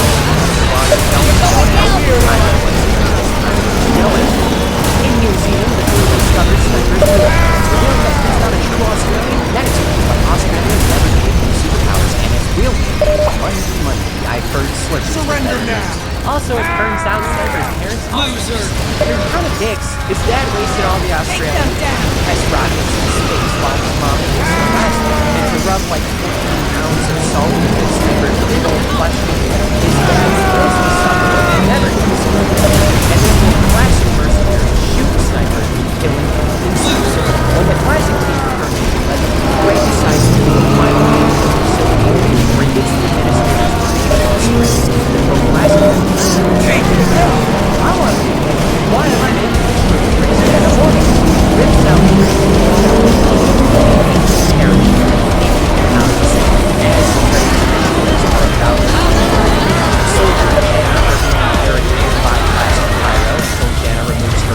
to blow up Classic Pyro, calling Inspire about the case of cyanide. Scout show up. Will do. Just kidding. It's Classic Spy and down. Then Soldier and Jana appear to show Classic Spy how to turn his head around like an owl. John reflects his fault so hard that he's not. Classic comes the wrong way. Spy chokes him with handcuffs. Across the field, Medic revives Sniper as he has a nice moment realizing how much he's about to turn his mom. Once and for all, he accepts his job, not as a prisoner, but as an assassin. And when he wakes up, Classic Heavy just starts yelling. He sucks. He's a jerk. I hate him.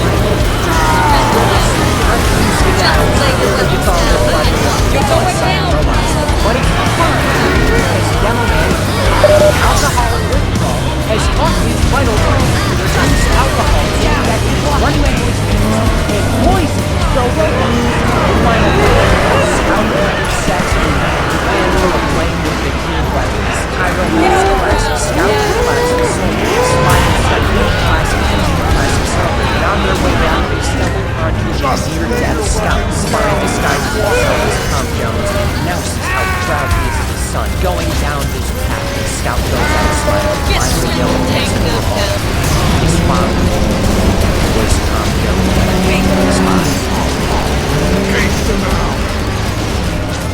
doesn't die, by the way. This is TF2. The good guys live forever. In here, God and Scout are home guards. They have foosball tables, CENTCOM zones, and super heavy. Scout gets the revival. So back on the battlefield, all the fighting is fighting, ending off with a heavy versus light fight. It's mostly going towards red heavy swing until classic heavy puts on Gray's Australian device and stains Mag's perfectly good coat with strawberry jam. Now Mag was a German who was very likely in World War II, so he's going straight to hell. But during this time, Mag stormed souls of the classic war by person.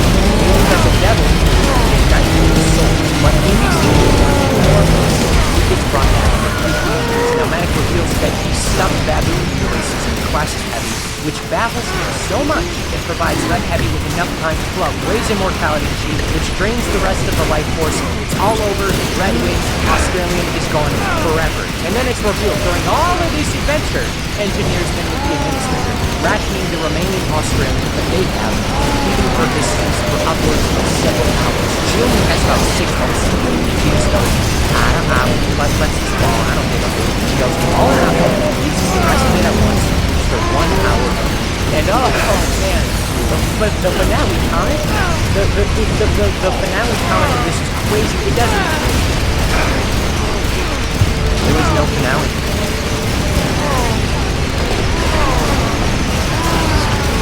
See, Valve, the creators of TF2 are very bad at finishing things. They like making good games, but don't really like Untote 3. The last update for TF2 was 2017.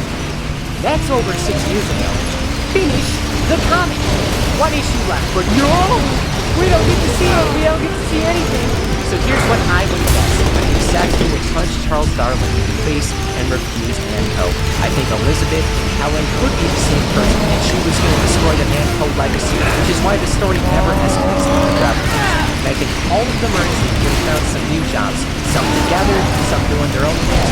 In the end, it doesn't matter. TF2 mostly lives on via the community, who, you know, they got some good things like TF2 Classic, and then they got some bad ones, like everything nuts. 3 others I want to know, guys. Don't be funny. Well, that's all, folks. For the good stats, here's a game or something code. I learned someone out there. I hope you like it. I hope that's really, I don't have much else. All I have to say finish the con!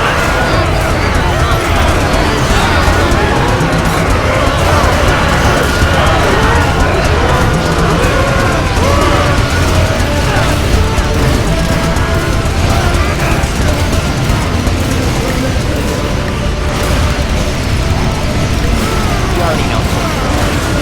Hi everybody, I'm here on New Year's. Now I gotta get things up. Right. Our first content is the big old bang happened in the universe that not existing. The universe is why we all exist now. However, before the Big Bang, there was this big concept of not existing that existed for an undetermined amount of time. So when the Bang decides to be, it suddenly reaches 0 and the second one tragedy how it operates. We don't really know what it is, but it sure is.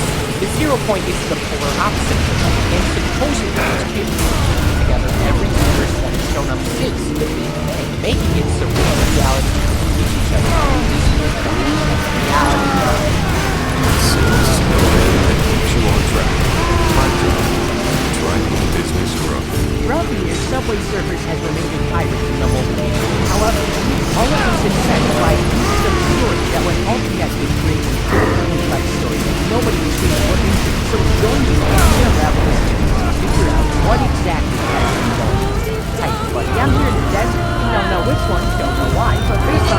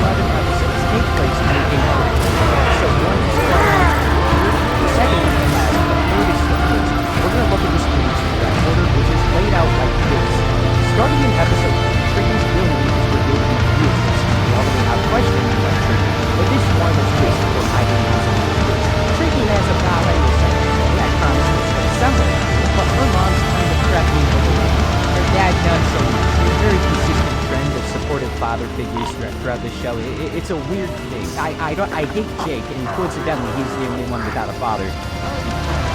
Coincidence or correlation. As she's about to head out to change her clothes with those snakes in her recycle so she can change back into the recycle clothes and use everything. Her mom chases her and gives her the family haircut, so she'll look good when she bonds with her. But don't worry, it's not important. What is though is that the yard worker was reporting that all interaction so with business bitches around. This will be important, but until then, we need to talk about what everybody else is doing for the children. Johnny ignores the entire result, trying to get away. And yells at her. What's the support of father? That the entire first year, he supports her in technical system. This is also one of the funny to see. Genuinely wears the enemy asking everywhere that is proud of black and self-respect. Nice gets struck by the heat and the rain. Then Jake declares he's hungry, so running from his dad's restaurant but his own state and Jake tries to eat the most fries possible. This results in him getting hospitalized for stomach issues. Now it is suddenly being with a very audience. Nobody is treating games for all the long that Jake decides to rig the sport in action and to celebrate the company stuff with the just a bunch of fun. Jake almost did not realize that the second time and breaks his actually cost the $30 skateboard for a $5 bet. Money going on. The metal detector threw all the metal on his brother and started fighting. The metal detector then shoots him into the wall and shoots him out with an all-new turbo. This is what the manager gets to show the film. Well, watch this. Oh, heavens. Now we got the secret society. There are you might also be decided where the secret society is. You're just going to call them back. Now, you may be wondering, wait a second, why was the ground your yard work so expensive? You found it, sir. Well, based on the frame of the picture, I assume you have a good security. You can see the gem is the same color as all of these technology. I'd say it's safe to assume it's important to the story. These streets on watch was for two separate reasons. I'm going to take a box here, something at a time. Then the next thing happens. The leader of the proposed all of the events.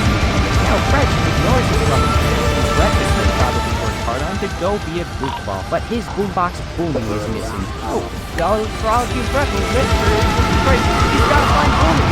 And he does that. That's a lot of episodes. Also, we see his sister, another playable person named Ella.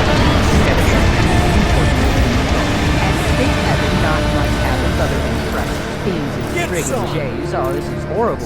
You know how hard it is to get a stain out of a white shoe like that? You're going down! Apparently not, because the king, that's named King, shows up and decimates the entire crew with his ripped A-bars. He's genuinely cooler than all of them, to be honest, but he's also homesick. Get on the ground! And the nicest way possible is to look at him. After this, the game goes to the it's mostly a fair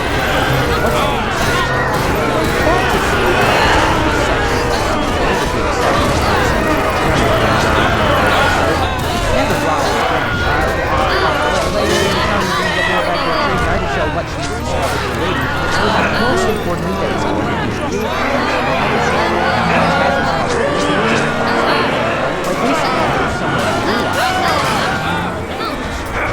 security guard, that's right, the security guard spots some border. Get on the ground! Starts going on the regular cycle service benefits. Though partway through, the guard goes on the ground and finds another completely separate person walking around. Just lay your weapons down. Of all the important characters in the series, Frank is by far the most interesting character of note here. He never says anything. He's hidden both in the game and in the show, but we're parking up. He's everywhere. But why? Well, this episode gives us a message on what the exact things are. He walks down underground following some sort of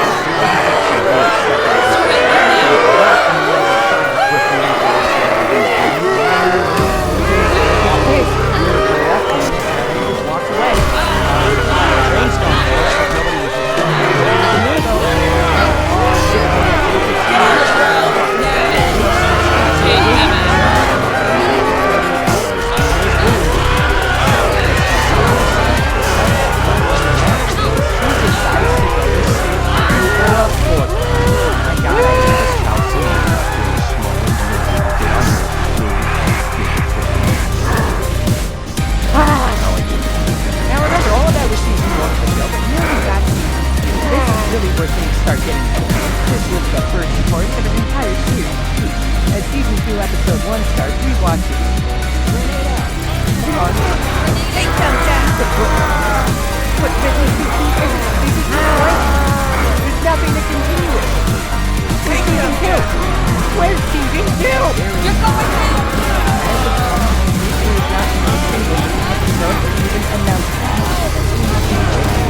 You know what? I'm a little insulted. I went through my content. It was strange to see how far he could stay in the 20 series. In fact, the director even said, "Oh, we can make this 7 seasons worth of story. We can put it out."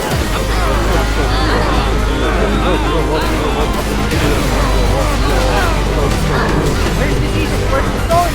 I don't see him.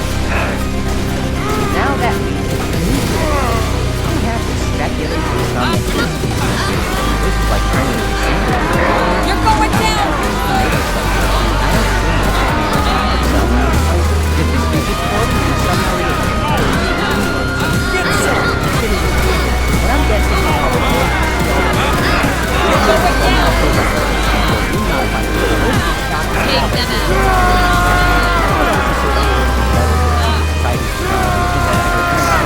Loser. The motives of all of them are Loser. what they intend to do, but I guarantee you it's probably confirmed the word. There's a connected series of videos called the Dossiers of the French word. I don't know. Just lay your weapons down and walk away. Though the Frank one sees him reading his own file. Get some. There's not really much we can work with in so many directions I can see with it just creates problems. Just lay your weapons down Now and coming walk back to the away. game, because all of this exists in a single story. One event has you run to this space station where there's this robot with the Frank mask and some secret society technologies and coloring, heavily implying they're about finding and manipulating higher tech the world is getting from somewhere. I'd love to get answers, but I don't know. I really don't. Along with that, there's some Take them down. Surrender now. These are actually heavily implied to be connected to a separate series. Take them down. Creators made another endless runner called Blades of Print. And I'm gonna be honest, this game is significantly Just lay your weapons down and walk away. And I liked it. In this game, a gang of warriors from all across the world gotta beat the Goon Lord. He goes, oh no, the Goon Take Lord that. is Goon. He's making it Goon, Take Goon, that. Goon. What? So that's... Get on the this might be a ground plot now. hole. The initial trailer of Blades of Print had the guard playing it on his phone. This is simultaneously a universe movie and also Just lay your weapons down and walk away. as a multiverse. Wow, that's really like the way to go for all of this. I promise you, I'm not forcing you. It's just that every single moderately popular franchise has some sort of game that there's no multiverse. Oh boy! I think that's all there is related. Take them down! There's actually a big secret. Let's take a look at it. The separate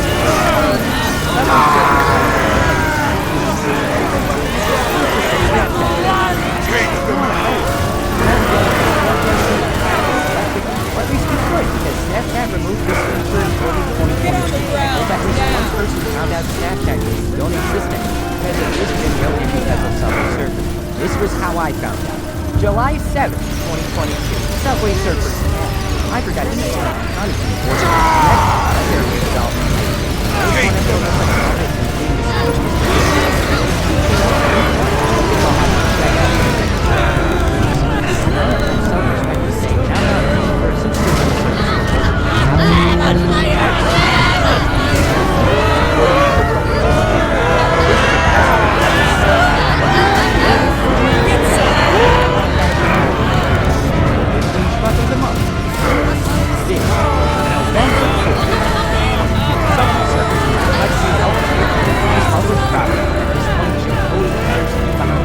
I'll help see which one you just know I'm not ignoring how the place. This is a puzzle type game, that's great. This is where I remind you that all these kids are being tracked by an entire organization and nothing's being done about it. Anyway, April 21st, 2023, Subway Surfers Blast. This is another puzzle game adventure, but this time you gotta make their hangouts look nicer, and that's really all that goes on here. One of the trailers starts the kids in some sort of puzzle dimension, and like my freshman year of high school, we're never, ever gonna bring it up again because nothing of value was attained here. And that's every other game. You'd think after a decade there'd be something else going on, though I guess they forgot to turn the oven on all the way, and now the food's probably still gonna be edible, but it'll be a bit undercooked, and like it'll be a little too late. Luckily though, we still have the silver lining that is the titan of the main game, Subway Surfers. This game across the past decade has absolutely on a monthly basis. New characters, cosmetics, and all that stuff has been added to the game. Unfortunately, despite there being hundreds of characters that have been added to the roster, I would argue we've already covered all of the ones that have or could have any plot relevance. The animated series is the most relevant anyone is, and only 7 of them show up in it. Like there's known Cthulhu monsters and actual zombies. Take them down. None of this matters. There's a Burger King store. I own the Burger King. Frank goes to Burger King. It might be important. I don't know. They don't address any of this. Is Burger King gonna be important later on? Although, I would love to treat this like a situation where this is a goofy baby game and shrug it off like it was. Still as an attempt to include the story to the tiniest bits that nobody seems to take note, even though millions of people have for sure seen this gameplay under their little animation standard using TikToks. I hope the characters get royalties for all this footage, because now we got one teensy tiny little baby question still up in the air, and maybe that extra cash momentarily is resolved about it. I can't help but ask. How do they manage to travel so much after years and years of doing nothing but vanity? Wake up, fly to Shanghai or something, indulge in crime time, and then head back home and do it all again the next day. That's all. These kids are able to do all this stuff just because they want to. No financial gain, no sightseeing, just train yard hijinks at every train yard. This is also how they recruit new kids. Every location they get a couple new Subway surfers to join their crew and take the operation even further. None of this technology is shared with the world, despite the amount of money these kids could earn and how much the world could potentially benefit. You just got to accept these funny little guys are using this gear to run around stupid places across the world and even beyond it, just because they can. And I can tell you, Jake knows what he's responsible for as the friend group leader. Never have a friend group leader. I promise you, they'll end up like Jake and his corruptive influence. So what do we do now? The world is at the mercy of whatever these 7th graders want. Who can stop this? The guard. Yeah! I wasn't lying earlier. Every single day, he's following these kids to train yards and doing whatever he can to make sure they get served their proper justice. They can run as much as they can, but no matter what acrobatic Applebee's bullshit they pull off, the guard and his noble steed are always a second behind them, waiting for the slightest slip up on their run to snatch them up, send them home, just so they do it again the next day.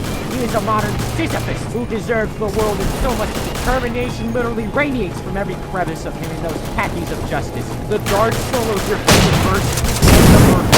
He might not even be getting paid for evangelism that much. But for him, honestly, what did all my heroes do?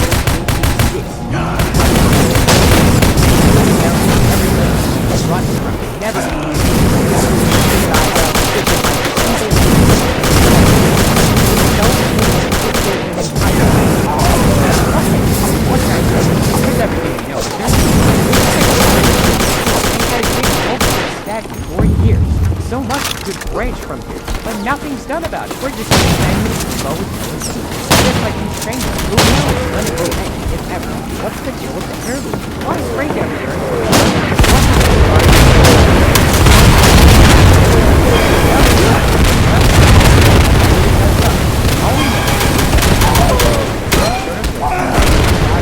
Set to be technology is wanted, but again, nothing but we're back to square one. What the average person is that being an endless runner where the guard always catches the serve is exactly what's their point. This entire time, you can remove any fraction of the built-up story, and currently, nothing would change. It was set up and never followed through. I don't like that. But who knows, maybe someday we'll be able to come back to the story in the future. Maybe some point down the line, we'll get to see this story move on to the story to this point. That being getting a stream of story every blue moon in this channel.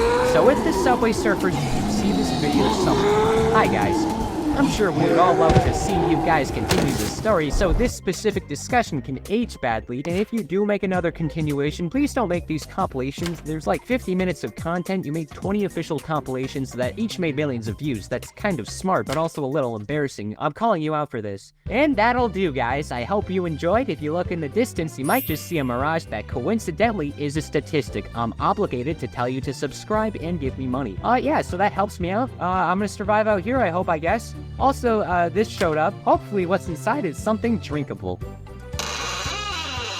Oh, son of a mother... never mind. This is just a bunch of LaCroix. This is useless.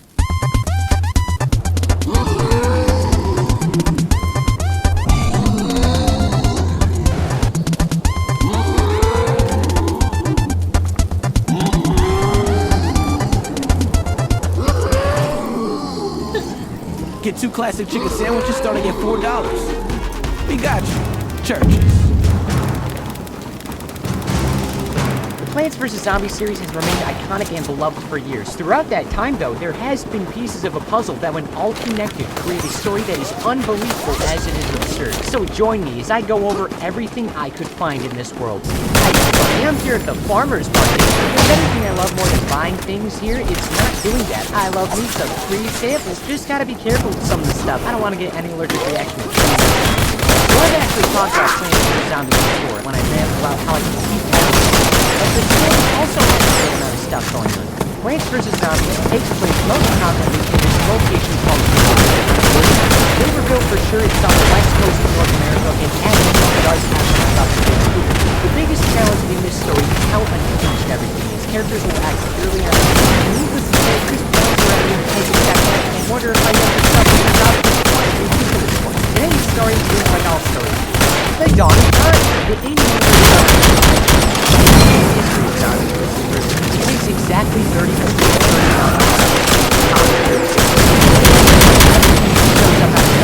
now the zombies they're more like realistic beings born in company like virus spreading more like they're very sick beings who want to eat brains to get smarter. It's pretty low on the zombie scale. These version of this is not really. We actually do know some engineers invented the catapult. The zombies stole it to launch themselves into the brains in 150 BC.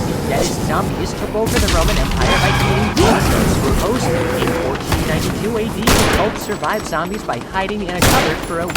In 843 AD, the zombie accidentally became the king of Germany when he won the crown when he was bored. One time in 1687, the zombies realized sounds like R, and that's when they became pirates, only to change their minds after a year because they all got seasick. In the most recent century, zombies found out that they were chilling out, especially in 1920. They all decided to work in the cookie. I should note that the perfect thing to counter zombies in this story was like then one day in 1968, this company called Bloom and Doom Seed Co. was founded by Barbara Johns, who doesn't really matter. This is hardly acknowledged, but this is a company where all the plants get mass-produced based on hints he's been given. But who's responsible for that? Christopher David Blazing III, better known as Crazy Dave. He's a funny little freak who's allegedly 36 years old. Just for future reference, I'm gonna assume the time points are the respective release dates of each game. But why is Crazy Dave crazy, you might be asking? Well, we don't know. If I were to guess, it's either because of experiments and his big old brain making him so unhinged, or he got some wacky wild tapeworms from eating food off the ground. That's established to be a bad habit of his. One day, somewhere between 30 minutes after the dawn of time and May 4th, 2009, Crazy Dave invented the first ever of these plants, a little pea shooter. He did this for a science fair, winning it, and as a result, made a new lifelong nemesis.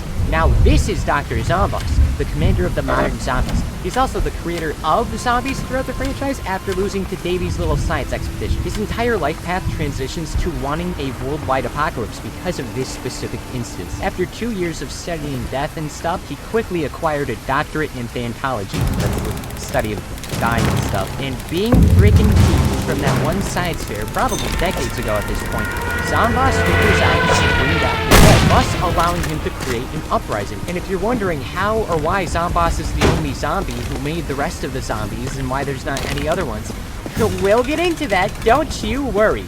May 5th, 2009, Zomboss says, alright, shit's about to get bananas. I want this guy gone and everyone dead, except for the dead guys. The dead guys are my guys, they can stay. It's a zombie apocalypse. All our lawns are getting invaded and whatnot until Dave pops in and goes, don't worry, Chief. That guy kind of sucks at existing. His forehead looks like a cheap stress ball. Here, take my seat. No, not that other kind. Now, of course, Crazy Dave is established to be a little bit cray-cray. He makes you spend a lot of money on survival equipment despite the apocalypse. His plans are outlandish a lot of the time, but trust me when you go, he's a chaotic good friend. This is the basement friend. Take his little seat, ding bong, and then we got none. Following this for the next several days, we are at the mercy of what he offers to us. And rather than go to any part of the world to be zombies, Zomboss is hellbent on his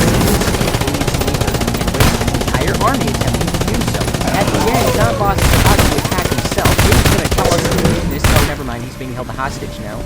Antics ensue, and Zomboss leaves the cabin. In the dance party, I don't know if that's copyrighted, I'm not going to risk it. We have saved the world, but what if I told you during this entire invasion, there was another going on? Not a lot of people know this is actually a collection of graphic novels. Plants vs. Zombies story, based on some hints. The first Armageddon most likely takes place in the initial Naperville outbreak, so it's also on May 5th, 2009. All of Naperville's at the mercy of the invasion. Everyone's sad and scared, especially two kids. There's one named Nate, he likes food and not dying, and then there's Patrice Blazing, the niece of Crazy Dave, increasing the size of the Crazy Dave. In case you're wondering, yes, Dave is a cool one when you look at him. Now, funnily enough, this is the only time that Crazy Dave actually speaks proper English words that everybody understands.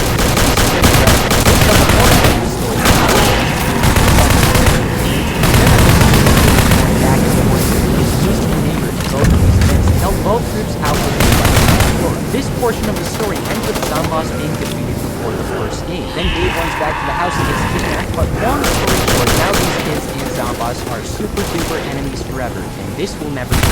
Now, at minimum, the next arc, Time Apocalypse, has to play out before PvZ 2. Not only does Zomboss create PvZ, but so does Crazy Dave. Most of this tale exists to perfectly counteract Zomboss's plans with Crazy Dave's plan.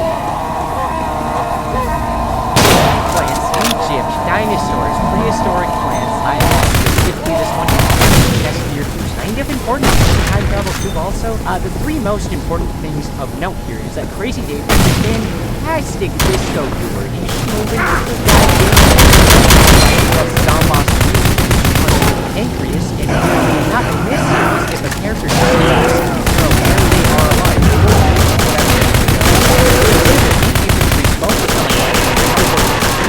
By the way, the zombies win in the 2020. Zomboss takes over in the year 2020. The fact that there's even a chance Zomboss uses that one thing 2020 is known for, that's in character. I guess he would use plagues. Following this, it's probably August 15th, 2013. PvZ 2 time. Wait, never mind. May 20th, 2013. Facebook PvZ game. It's traditional power events, nobody cares. Okay, now it's August 15th, 2013, and PvZ 2 time for realsies. There's been several years worth of a time skip, but luckily we know that during all of that time, all Zomboss has been doing is trying to get the players to engage brain during all of this. He's doing all this in the middle of the day. Zomboss, all it takes is one act of foul play to burn down their homes. You know, for a guy with a brain larger than Lincoln area, we sure are a dumbass. On this day, one of the zombies drops some hot sauce. Crazy Dave and his I'm not joking, this zombie is so good that he takes his magical flying time travel recreational vehicle exclusively meant for time travel to go back for that taco. I don't know how that would work. I feel like you'd be like stealing the taco from yourself. And fellas, this taco is all of history. By time traveling like this, Crazy Dave is not only shaped up as space-time continues, but Zomboss is using his didgeridoo baby detector and also time travel with the zombies and sprinkling them throughout history. As time travel is time travel and two separate parties are time travel, that means Zomboss most likely went 30 minutes after the dawn of time and left some zombs there. Therefore, everything up to this point and everything after is over in taco. I guess what I'm trying to say is taco, time travel, zombies get made, time travel, sprinkle back, paradox. Zomboss created his ancestors. They actually became his ancestors by doing the time travel stuff. Meaning that technically creating himself, I guess, unlike every other zombie, he actually grows up and the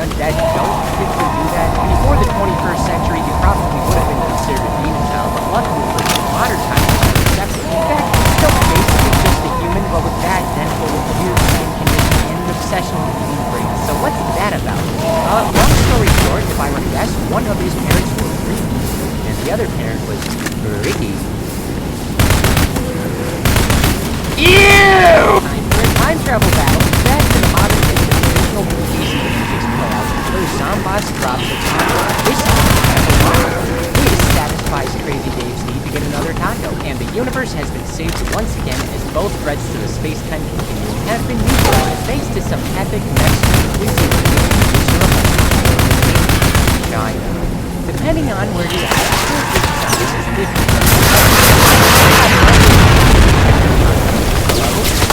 Some even being crossover. Apparently it's buggy though. The last time I talked about this series, I wouldn't know. I'm sorry. This version even got get out of here! I don't like you. You're not my friend. You're gross. You're weird. You're ugly. You're smelly. You have to wear a hat. Alright? You're not welcome here. Go away! Evil Dave. This is Dave's brother who is here exclusively to make fun of Crazy Dave. I know a little tiny, but I'm not gonna pretend Crazy Dave is like a catchphrase. The third Mario brother existed, but only for Irish copies of Mario games. Now, I would argue both sides are morally grand at this point. Zomboss is not only petty, but also jealous and ruining all of history over his son. Crazy Dave is the smartest man. No goodness, they are both angry.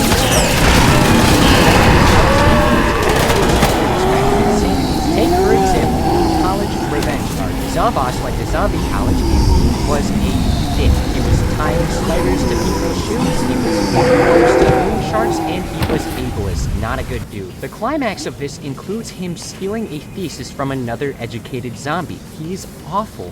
Important to note, college grad zombies can talk. For example, when his bullies return to bully, they can speak proper English. In their revenge, they intend to revoke his Scientology doctorate and take over Neighborville instead of him. And that is bad, and they all knock it off. Meanwhile, the police have taped off Crazy Dave as he attempts to finish ice cream before